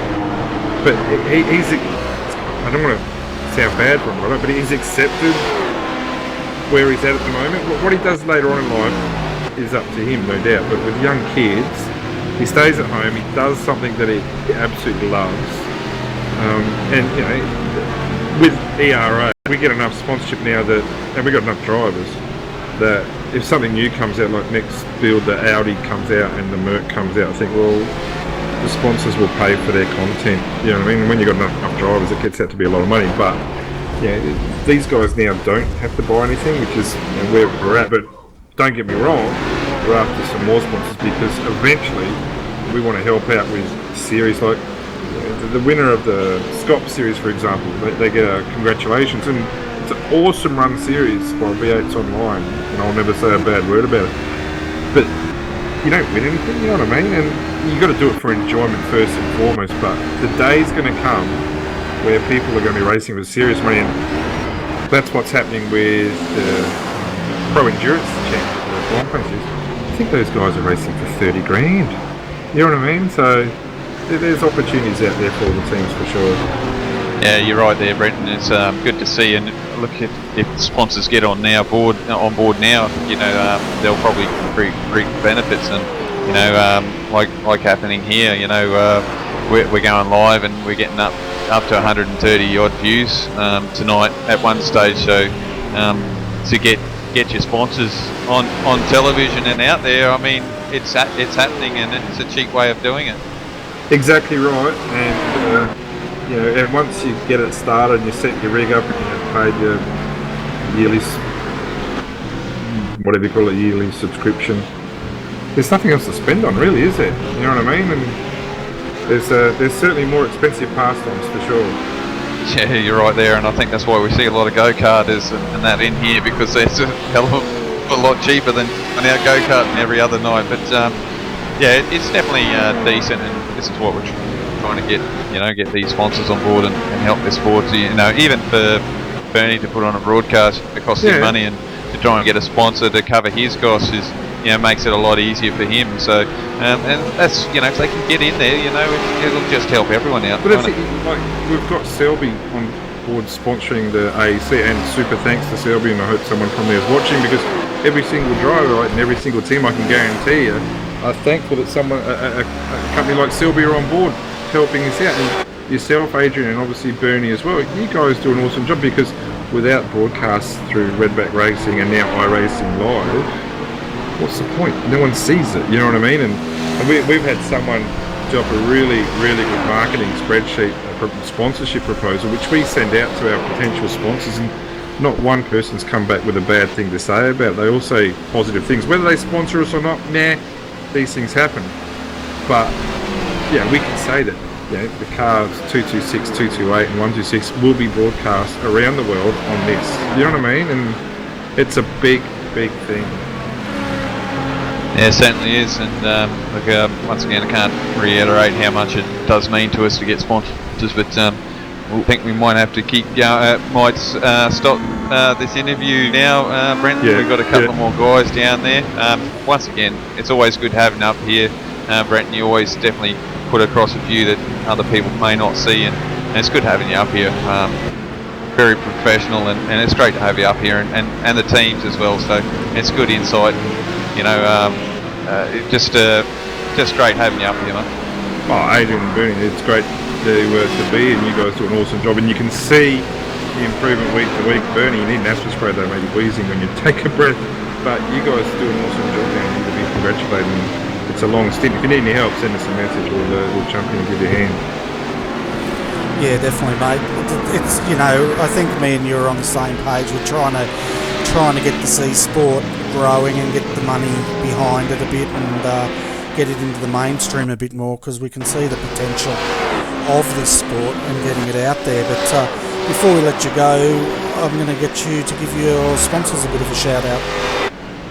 Oh, Maverick Welding, they do a fantastic job. They've already recommitted for 2016, thanks to having them on board. Auto Loan Centre was a new sponsor with us about November last year, and they have shown a heavy commitment towards us. Way of Life, a sporting supplement company, and also good old Demonov Innovations, who we're in negotiations with at the moment in regards to extending our sponsorship, hopefully. And most importantly for tonight, and for this race, Selby, so it's not our personal sponsor, but we might not be racing if they went on board, and also to you two, to Bernie and to Adrian for the great job that you guys do. Fantastic. Yeah, I was wondering what Way of Life was. I wasn't sure if it was a new revival church or some sort of vitamin. Yeah, sports supplements. Basically, have a look at that. Way of Life, WHY, Way of Life. But yeah, it's hopefully it will go well for you guys. Like putting their hands on the way. Yeah, we're having a pit stop. So Popo's driving, so I might go over and talk him through a few things. Yeah, fantastic.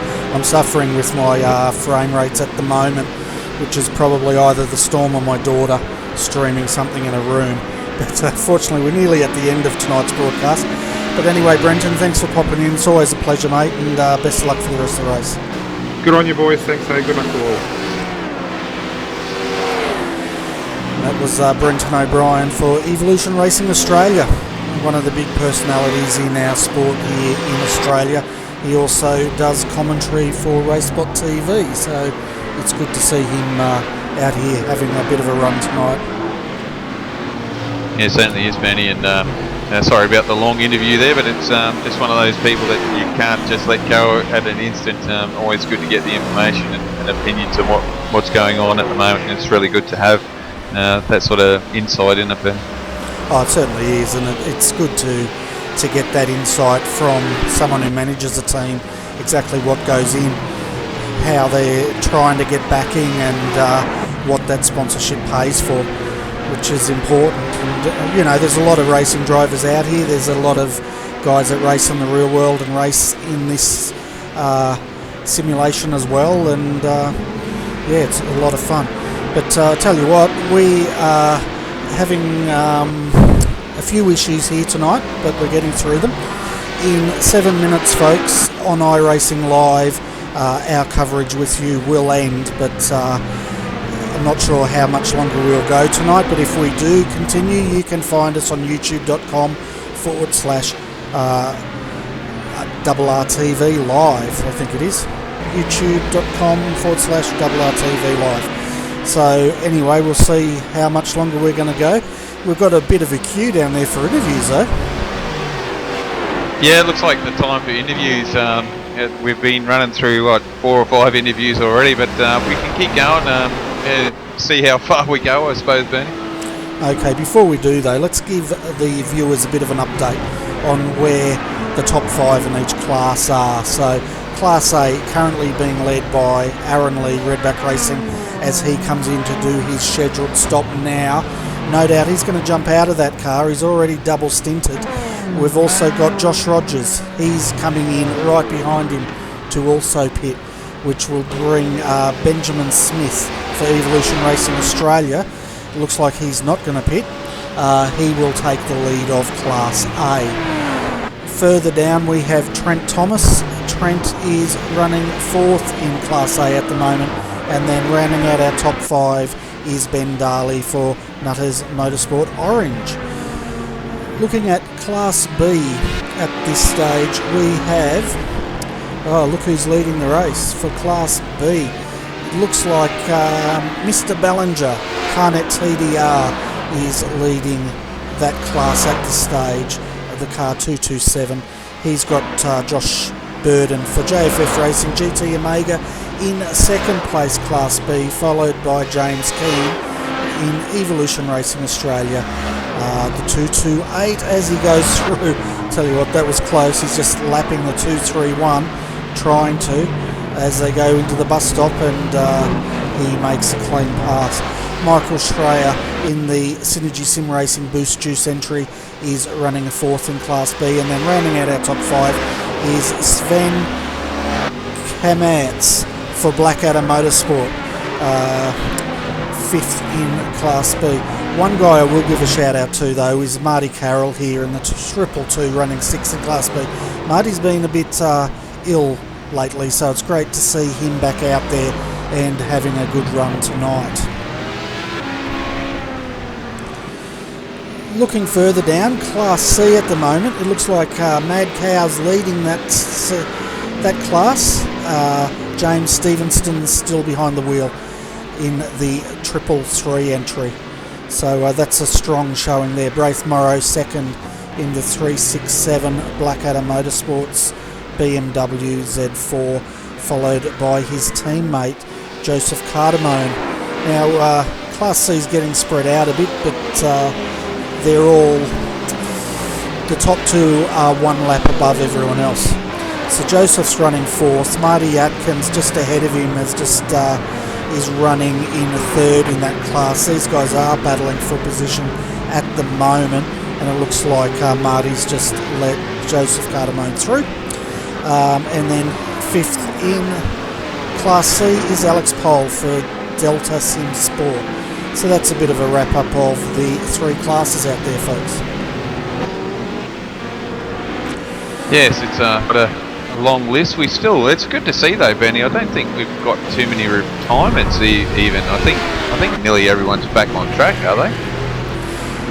Yeah, we've got everyone out there running at the moment. I'm just seeing if Tim's out there.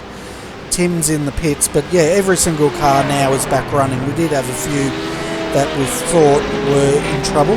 Well, a bit of an update of the cars that are some laps down. The 340, a newcomer to this series there, 21 laps down. Luke Swinkles is in the car there. We saw them have a big accident earlier tonight, or a number of times. Wasn't, to be fair, it wasn't driver error or anything, it was just bad circumstance for them. Tim Fatultz is still in the pits. They're a number of laps down. Joel Petrowski's back out there in the 363. That car's had a number of issues. 17 laps down. Mitchell Abraham in the Man Cave Motorsports entry, the 308. That's been in the wars tonight, but they are still going strong. 11 laps down. Jorgen Walby.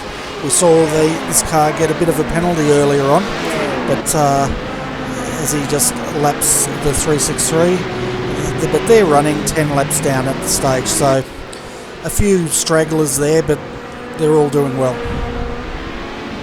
Yeah, certainly are. So we might as well try and get a few more of these interviews done, Bernie, before we sign off for the night. Yeah, I think so. I'll let you pick the next person. Oh, we just had a car spin on the infield there. It was, while you bring someone up, I'll see if I can find out who that was. Okay.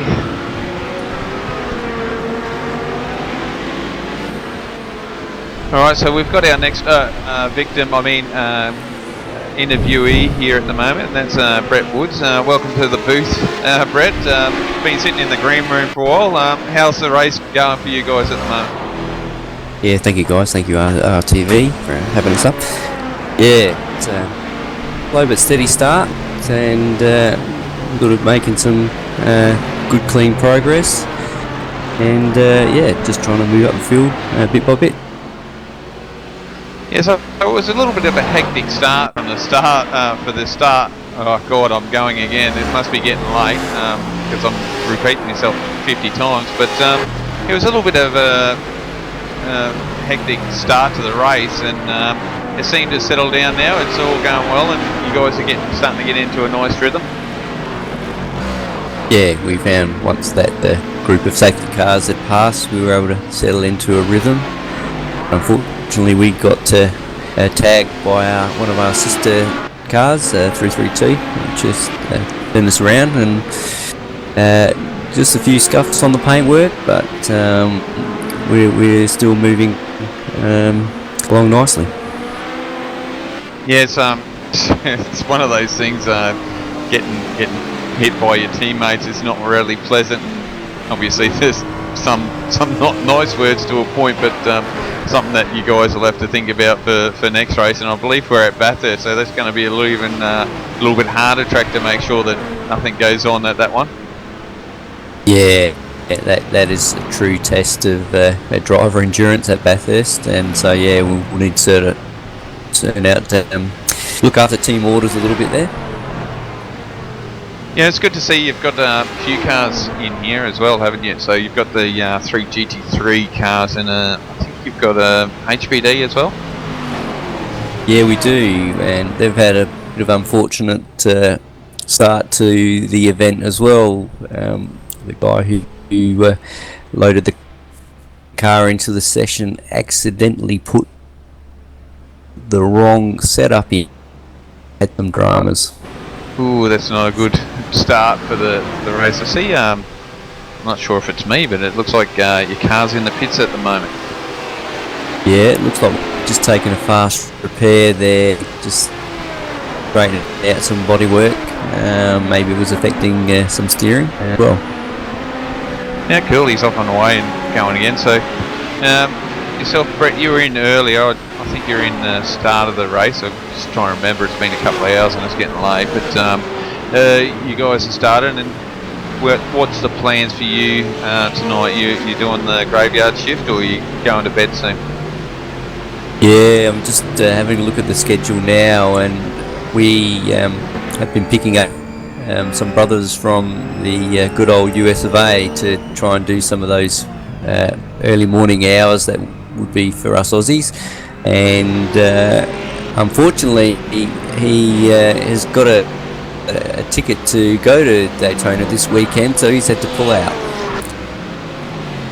Yeah, well, I sort of envy him in one way, because he's actually going to go and see the real thing and watch the cars and smell them. I think that's the biggest attraction for me for motorsports, is actually going and smelling and hearing them go around the track. So I think he's quite lucky to do the real thing. Yeah, I'd agree with you there on that one. So yeah, one of us is going to pull an extra shift and hopefully get some shut-eye sometime in the future and freshen up a bit. Yeah, it's one of those things, especially for the Aussie teams that have the international drivers to push through their graveyard shift, which makes it a little bit tougher, doesn't it? Yeah, it can do, and some of us are not getting any younger, and recovery can be a bit slow sometimes. So yeah, all in all, it's great to have some of the international guys come and share in on the event and be a part of the Australian Endurance Championship, and I think they would be very proud of the event and the organisers. Yeah, it certainly has stepped the level this year, and considering it's only in its second year, so it's still quite a young championship, and yet it's stepped up to another level again this year early on. So it's just a testament to the championship and how the guys put the series on. Yeah, and I guess we'll do the sponsors plug, and it's great to have Selvi.com.au on board sponsoring the event as well. It's great to have some backing like that, and improve even further in the future. That would be fantastic.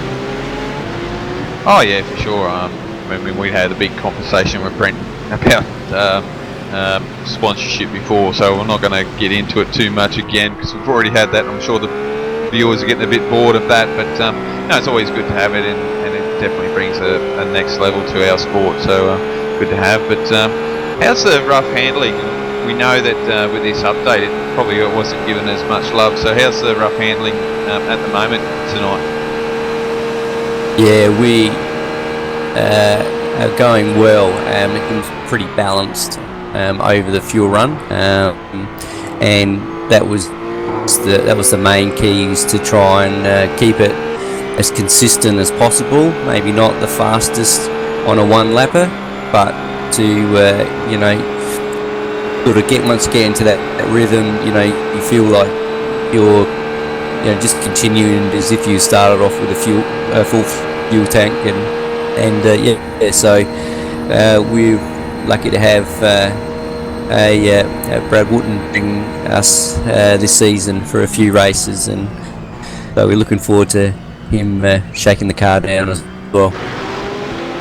Yeah, that's a good steerer there with Brad. He's driven this car quite a number of times, and we've seen him in the SEK series as well, and win that one, which is goes to show the talent of that driver, and definitely will be a handy one for you guys to get this car around the track, especially when we get the likes of Shane Van Gisbergen in the series, because he's definitely signed in as well. He can't be here, obviously he's got other commitments this weekend, but it's going to be a big task when Shane gets in and show a bit of his prowess as well. Yeah, it is. It's always great to have top level drivers, and it's good to see even the drivers that started out in the first year, all improved and stepped up, and the organisation within the teams is just lifting to higher and higher levels, which is speaks volumes to the passion that we all have for iRacing and motorsport. Yeah, that's for sure. And something that I have been watching with the roughs compared to the BMWs tonight is, and because it's dark that we get to see it, that the BMWs actually seem to use a lot more front brake and less rear brakes than the BMW. That what I've seen at the moment. It could be just some of the setups that they're throwing in the BMWs from team to team, but is that something that you found that you actually run more brake almost in the roughs around here just because of the configuration of the car? Yeah, for myself personally, I have run more front bias than I normally would, and just felt that was keeping the car steadier in the turns, and able to maybe carry the brake a bit further to keep some of the weight on the front end. As you know, this car, as that fuel lightens off, becomes quite a difficult beast to steer, and the other option is to increase the rake, and then you increase the risk basically of the back end stepping out. So we've been able to hold our own fairly well against the BMWs around us, which pretty happy about. Yeah, it seems like I said, we know that the rough hasn't been given much love, and obviously because iRacing is going to dump the Audi and Merc on us soon, and we're going to lose a couple of these GT3s, which I believe it's the rough and the Ford later on, which is I think the next build. So obviously we're not losing the rough completely or the GT3 Ford, but it's not going to be in the official series, and we're going to have the rough throughout the whole of AEC, but it's going to be one of those things throughout the year if the rough can, if they're going to do anything with it, and how well it's going to last throughout the year. Yeah, that's we've not spoken deeply about what we're going to do in the future.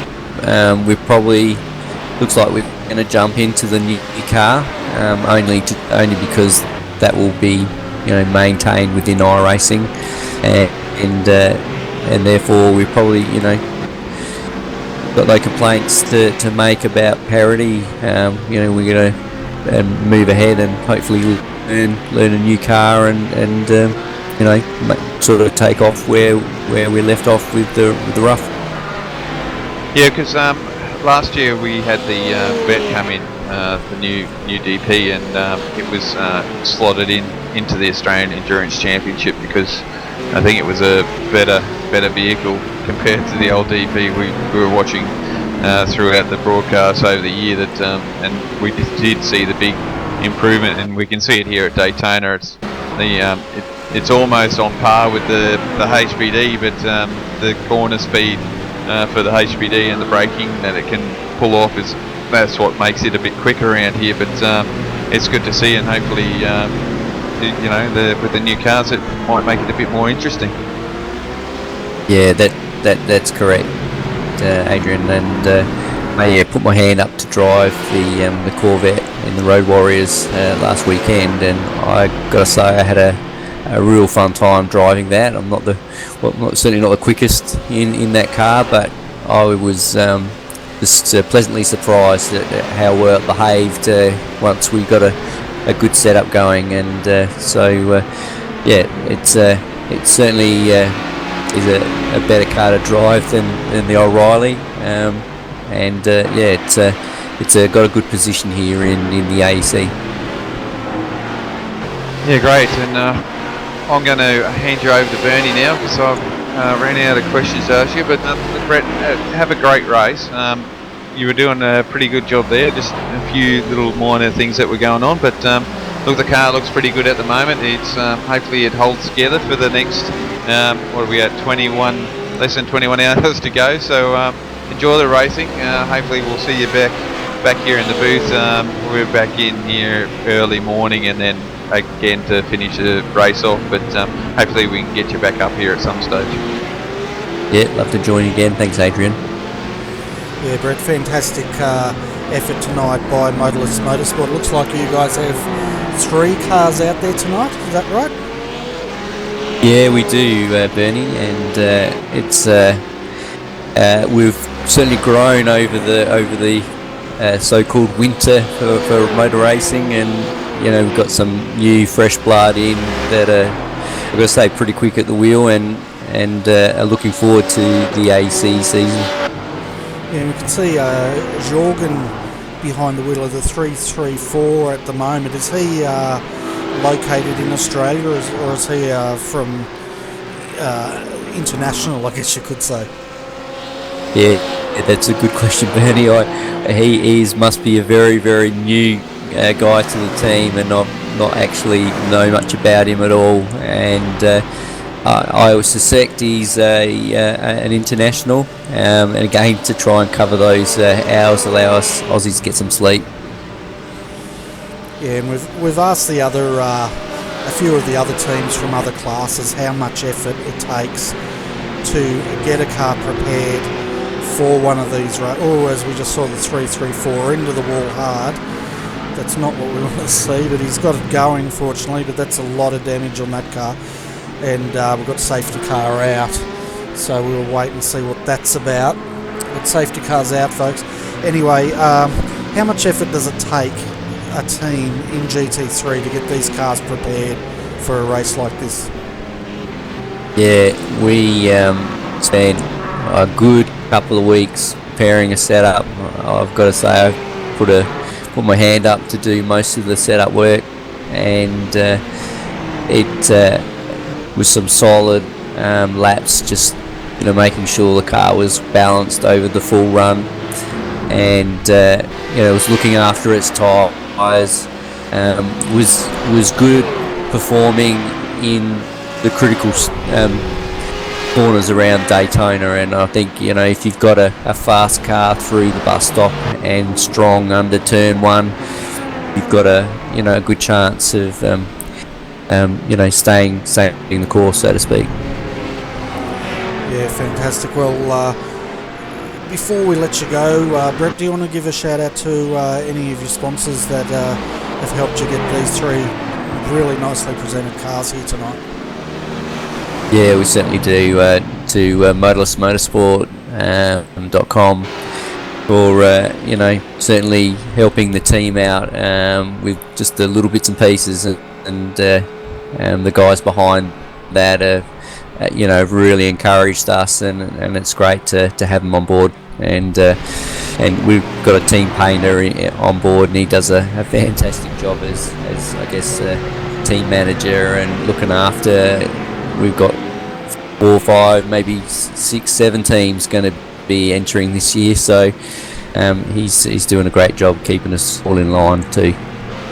Fantastic, and yeah, the cars look really nice out there, so he's done a fantastic job, and it's great to have Motorless Motorsport backing your teams.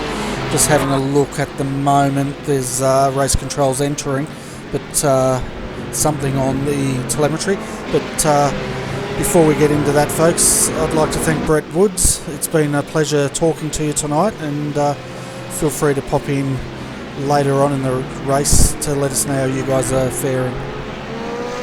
Yeah, certainly will do, Bernie, and thanks for yourself and Adrian for the hard work that you guys put into the broadcast, and it's most appreciated, especially from Tryhards Motorless Motorsport.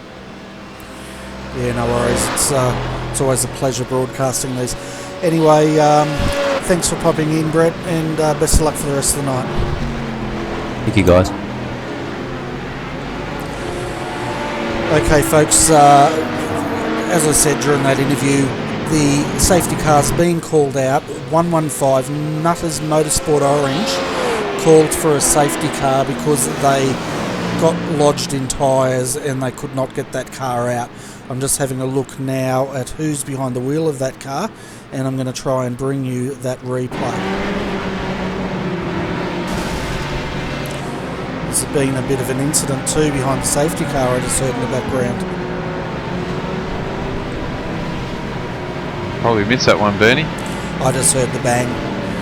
It's TJ Brown is behind the wheel of that Nutters Motorsport 115, so I'll just see if, yes, we do have hopefully a replay of this. So let's see what happened. That was on lap 105 this occurred. So they're just coming down to the bus stop, and I have a feeling it's going to be the bus stop that's claimed in here. Yeah, he's lost it coming into the bus stop as we've gone to super slow-mo. And, yeah, once you go into the tyres there, Adrian, there's no getting out, is there? No, it's one of those things. If you're going in there at speed, which we know the HPDs will be, yeah, they just suck you in. And look, it depends on how you hit it too. Sometimes, Bernie, I notice that sometimes if you hit it sort of side on, it would throw you out. But if you hit it head on, it just suck you in, and you wouldn't be able to get out. So shame for those guys. They're pushing hard, and you know. What we've been in it 2 or 3 hours now, so a long race there for those guys now. Yeah, it certainly is. Having a look, the guys have done 108 laps. Looking at Class A, folks, for the statisticians out there, the 188 is leading at the moment with Josh Rogers behind the wheel. They've led for 41 laps of the 108 laps. The other car that's led for 43 laps is the 118 of Redback Racing. Warren Pickering is driving that car. The other car that has led is 1 lap is Evolution Racing Australia, Benjamin Smith, and then Daniel Leet in the 112 has led the other 21 laps. And then TJ Brown, which we saw into the tyres heavily, has led 2 laps. So, you know, it's spread out quite a lot amongst the field. They're sharing the love out there in the front.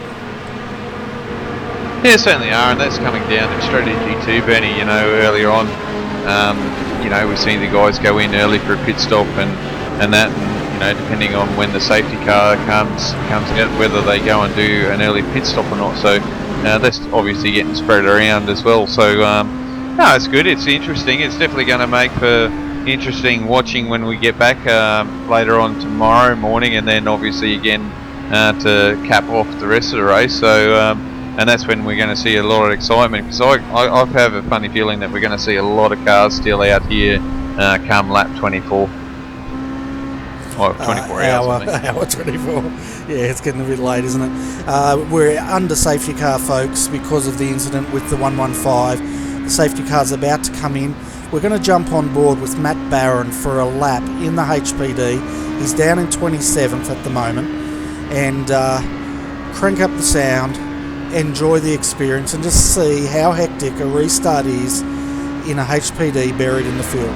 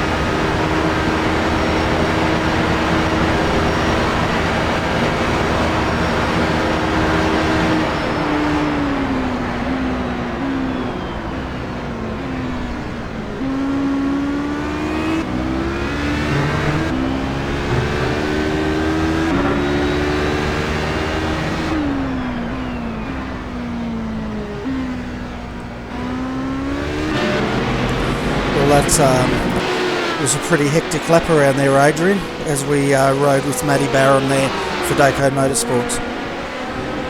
Yeah, it's quite a hectic situation for those HPD drivers trying to get through, and especially when you can see like a Corvette is coming up to a GT3 and the HPD is coming up behind him. So yeah, it's definitely a lot of work. Certainly is, and we're 21 minutes over the end of this first scheduled broadcast here, folks, so I thank you all for hanging in there with us. We've got a couple more interviews to do in there, Adrian. I'm just not sure whether we'll have time to do them now or not. What's your feel on it? I'll go down and talk to them and see if they'll come back in the morning if they want, and we can have a quick chat to them sometime tomorrow, I think. Yeah, I think so, because I've got to have dinner yet. It's 10:20 PM out here. But yeah, while Adrian's doing that, folks, let's take you through the top 5 of each class here before we wrap up our first part of this broadcast tonight. So at the moment in the lead is Josh Rogers in the 188, leading the way, followed by Ben Smith. They're actually in a battle at the moment for that position. Evolution Racing Australia, very strong at the moment. Warren Pickering in another battle with the 112. Well, he's not actually. He's Warren Pickering for Redback Racing is trying to catch up to the back of these two battling, and no doubt he will do that shortly. In 4th position in the 112 is Team Simulated, Daniel Leake driving that car, and that team's another one that's looking quite strong at the moment. Tyson Williams in the 103 is 5th in Class A, and so that's your top 5 in Class A, folks. Let's have a look at Class B. Class B at the moment is being led by JFF Racing GT Amiga. Paul Tajavara is behind the wheel of that car, and they are looking quite strong as well. Robbie Tomei for Synergy Sim Racing, Juice Boost entry, 200 in 2nd. James Clean, Evolution Racing Australia, 3rd position at the moment, followed by Sven Kametz for Blackadder Motorsport, the 266. They're running, I'm losing track here, 4th in class. And then rounding out our top 5 in Class B is Brad Newman, One Performance Racing in a 243. Looking at Class C, folks, just got to find them. That is still being led by James Stevenson in the Mad Cow Purple entry. James has been putting in a lot of laps. I think he must be triple stinting at the moment. Then 2nd is Jared Filsell for Oceanic Sim Racing, 351, also doing a great job there. Sorry for stuttering, there's just a lot of thunder outside and I'm hoping we're not going to lose internet. Stephen Spanteg, the 367, is 3rd in Class C in the Blackadder Motorsport BMW Z4, and then 4th in class Brett Hender in the 331 Tryhards Racing 1. We were talking to his teammate a little while ago. And then top 5, Selby Racing, the 314 is in the top 5 and about to go down a lap to the Class C leader. So that's our top 5, folks, in each of the classes. Yeah, Bernie, I just while I was away, I was actually privy to see Josh Anderson have a little incident there around turn 1, and it's not looking pretty. Okay, so let's see if we can find that. So he had a few incidents there, one on lap 108, he had 4, so let's jump on board. They're going 3 wide here at the moment, so let's stay with this replay.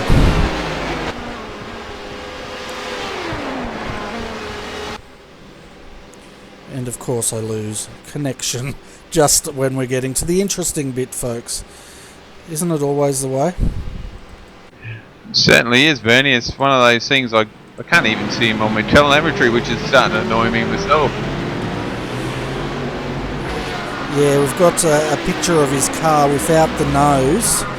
So I'm going to try another way of actually going back, but it looks like we lost telemetry just before the incident. So obviously the iRacing telemetry is struggling there tonight, folks, so I can't bring you that, but we can see he's actually using a fast repair. He lost the front end.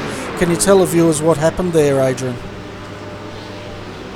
Yeah, I've actually got back, so I'm lucky of his on screen here now, going back through my replay.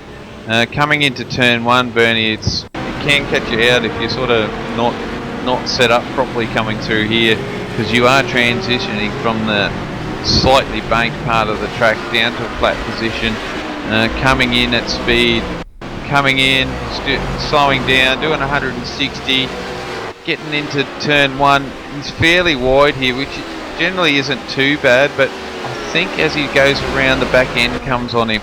I'm in slow-mo at the moment. I just want to catch the moment that he loses, but yeah, I think the back is starting to step out on him here. He's going through turn 1. He's held that quite well at the moment. I think he may have hit the ripples here. Well, got a little bit loose there. Yeah, got loose, snapped. It snapped to the right, Bernie, and he's gone head on into the Armco there on the outside of turn 1 as you go through past the pit wall. Like, there is a car there behind him, but that was so far away it wouldn't have been hit, and then obviously because he's had no front downforce, he's just hasn't been able to get it home cleanly. Thanks for that. It's folks, sorry we couldn't bring you the replay, but we had to resort to radio commentary there. Fantastic job, Adrian. But I think it's going to be the end of our telecast for part 1 tonight. I can hear a lot of thunder outside, and I don't like having the computers on in that sort of a storm. But folks, we're going to be back in the morning bright and early, 10 a.m, to give you an update of everything that has transpired through the evening. Just having a look, we've got something going on with the 118 Redback Racing Team HPD. It's been entered, but I'm not sure what the issue is with that car yet. But if that comes up before we finish the telecast, we will definitely let you know. So tomorrow morning we'll be here 10 a.m. GMT plus 11, and that'll be on iRacing Live for a 2-hour update of what has happened throughout the night and the state of play at that point. And then we'll be back again tomorrow afternoon, 4:30 p.m. GMT plus 11, to cover the race to the end. So you'll get another 4 hours broadcast at that point in time. So Adrian, it sounds like it's time for us to sign off and go and get some dinner, mate. Yeah, certainly does. It sounds like a avoidable contact for the 118 team there. So they've got a pit lane drive-through, so a little bit of contact there. Obviously, probably with a slower car, and just nicked them a little bit. So a bit of a shame for those guys, but pit lane penalty is probably not that bad considering, and the way that these drivers go, they'll probably push forward and get back up through the pointy end. Yeah, well, it's actually interesting. Car 132 it was contact with, and it was going to be post-race investigation, but now it's been changed to a drive-through penalty. So the 118, currently third in Class A, will have to do a drive-through, which is unfortunate, but they've got 20 and a half hours to go to get that car back up there. All right, mate. Well, it's been a pleasure having you here tonight. Tomorrow morning we will have Oliver Searles join us as well. I'm not sure if you'll be joining us at 10 a.m. tomorrow morning, Adrian? Yeah, I'll definitely try and make it, Benny. I cleared up my schedule for this weekend, and sounds sad, but no, I enjoy the racing and love calling it, so I should be able to make it for the 10 a.m. start for you guys, and I think it'll be later for me, I think. Yeah, you're a Queenslander, aren't you? What are you? Where are you from? Yeah, I'm a banana bender, Bernie, or a cane toad, whatever you want to call me. Slow, doesn't matter. I'm slow on the track as well, so that's all good. Yeah, I think it'll be 9 a.m. for you. Oh well, I'll be early. That's what my wife says anyway. Okay. On that note, folks, we really appreciate everyone that tuned in tonight. If you liked tonight's video, give us a thumbs up. If there's something you think we should improve, definitely leave us a comment on our YouTube channel underneath this video. But it's been a pleasure as always, Adrian, and it's going to be great tomorrow.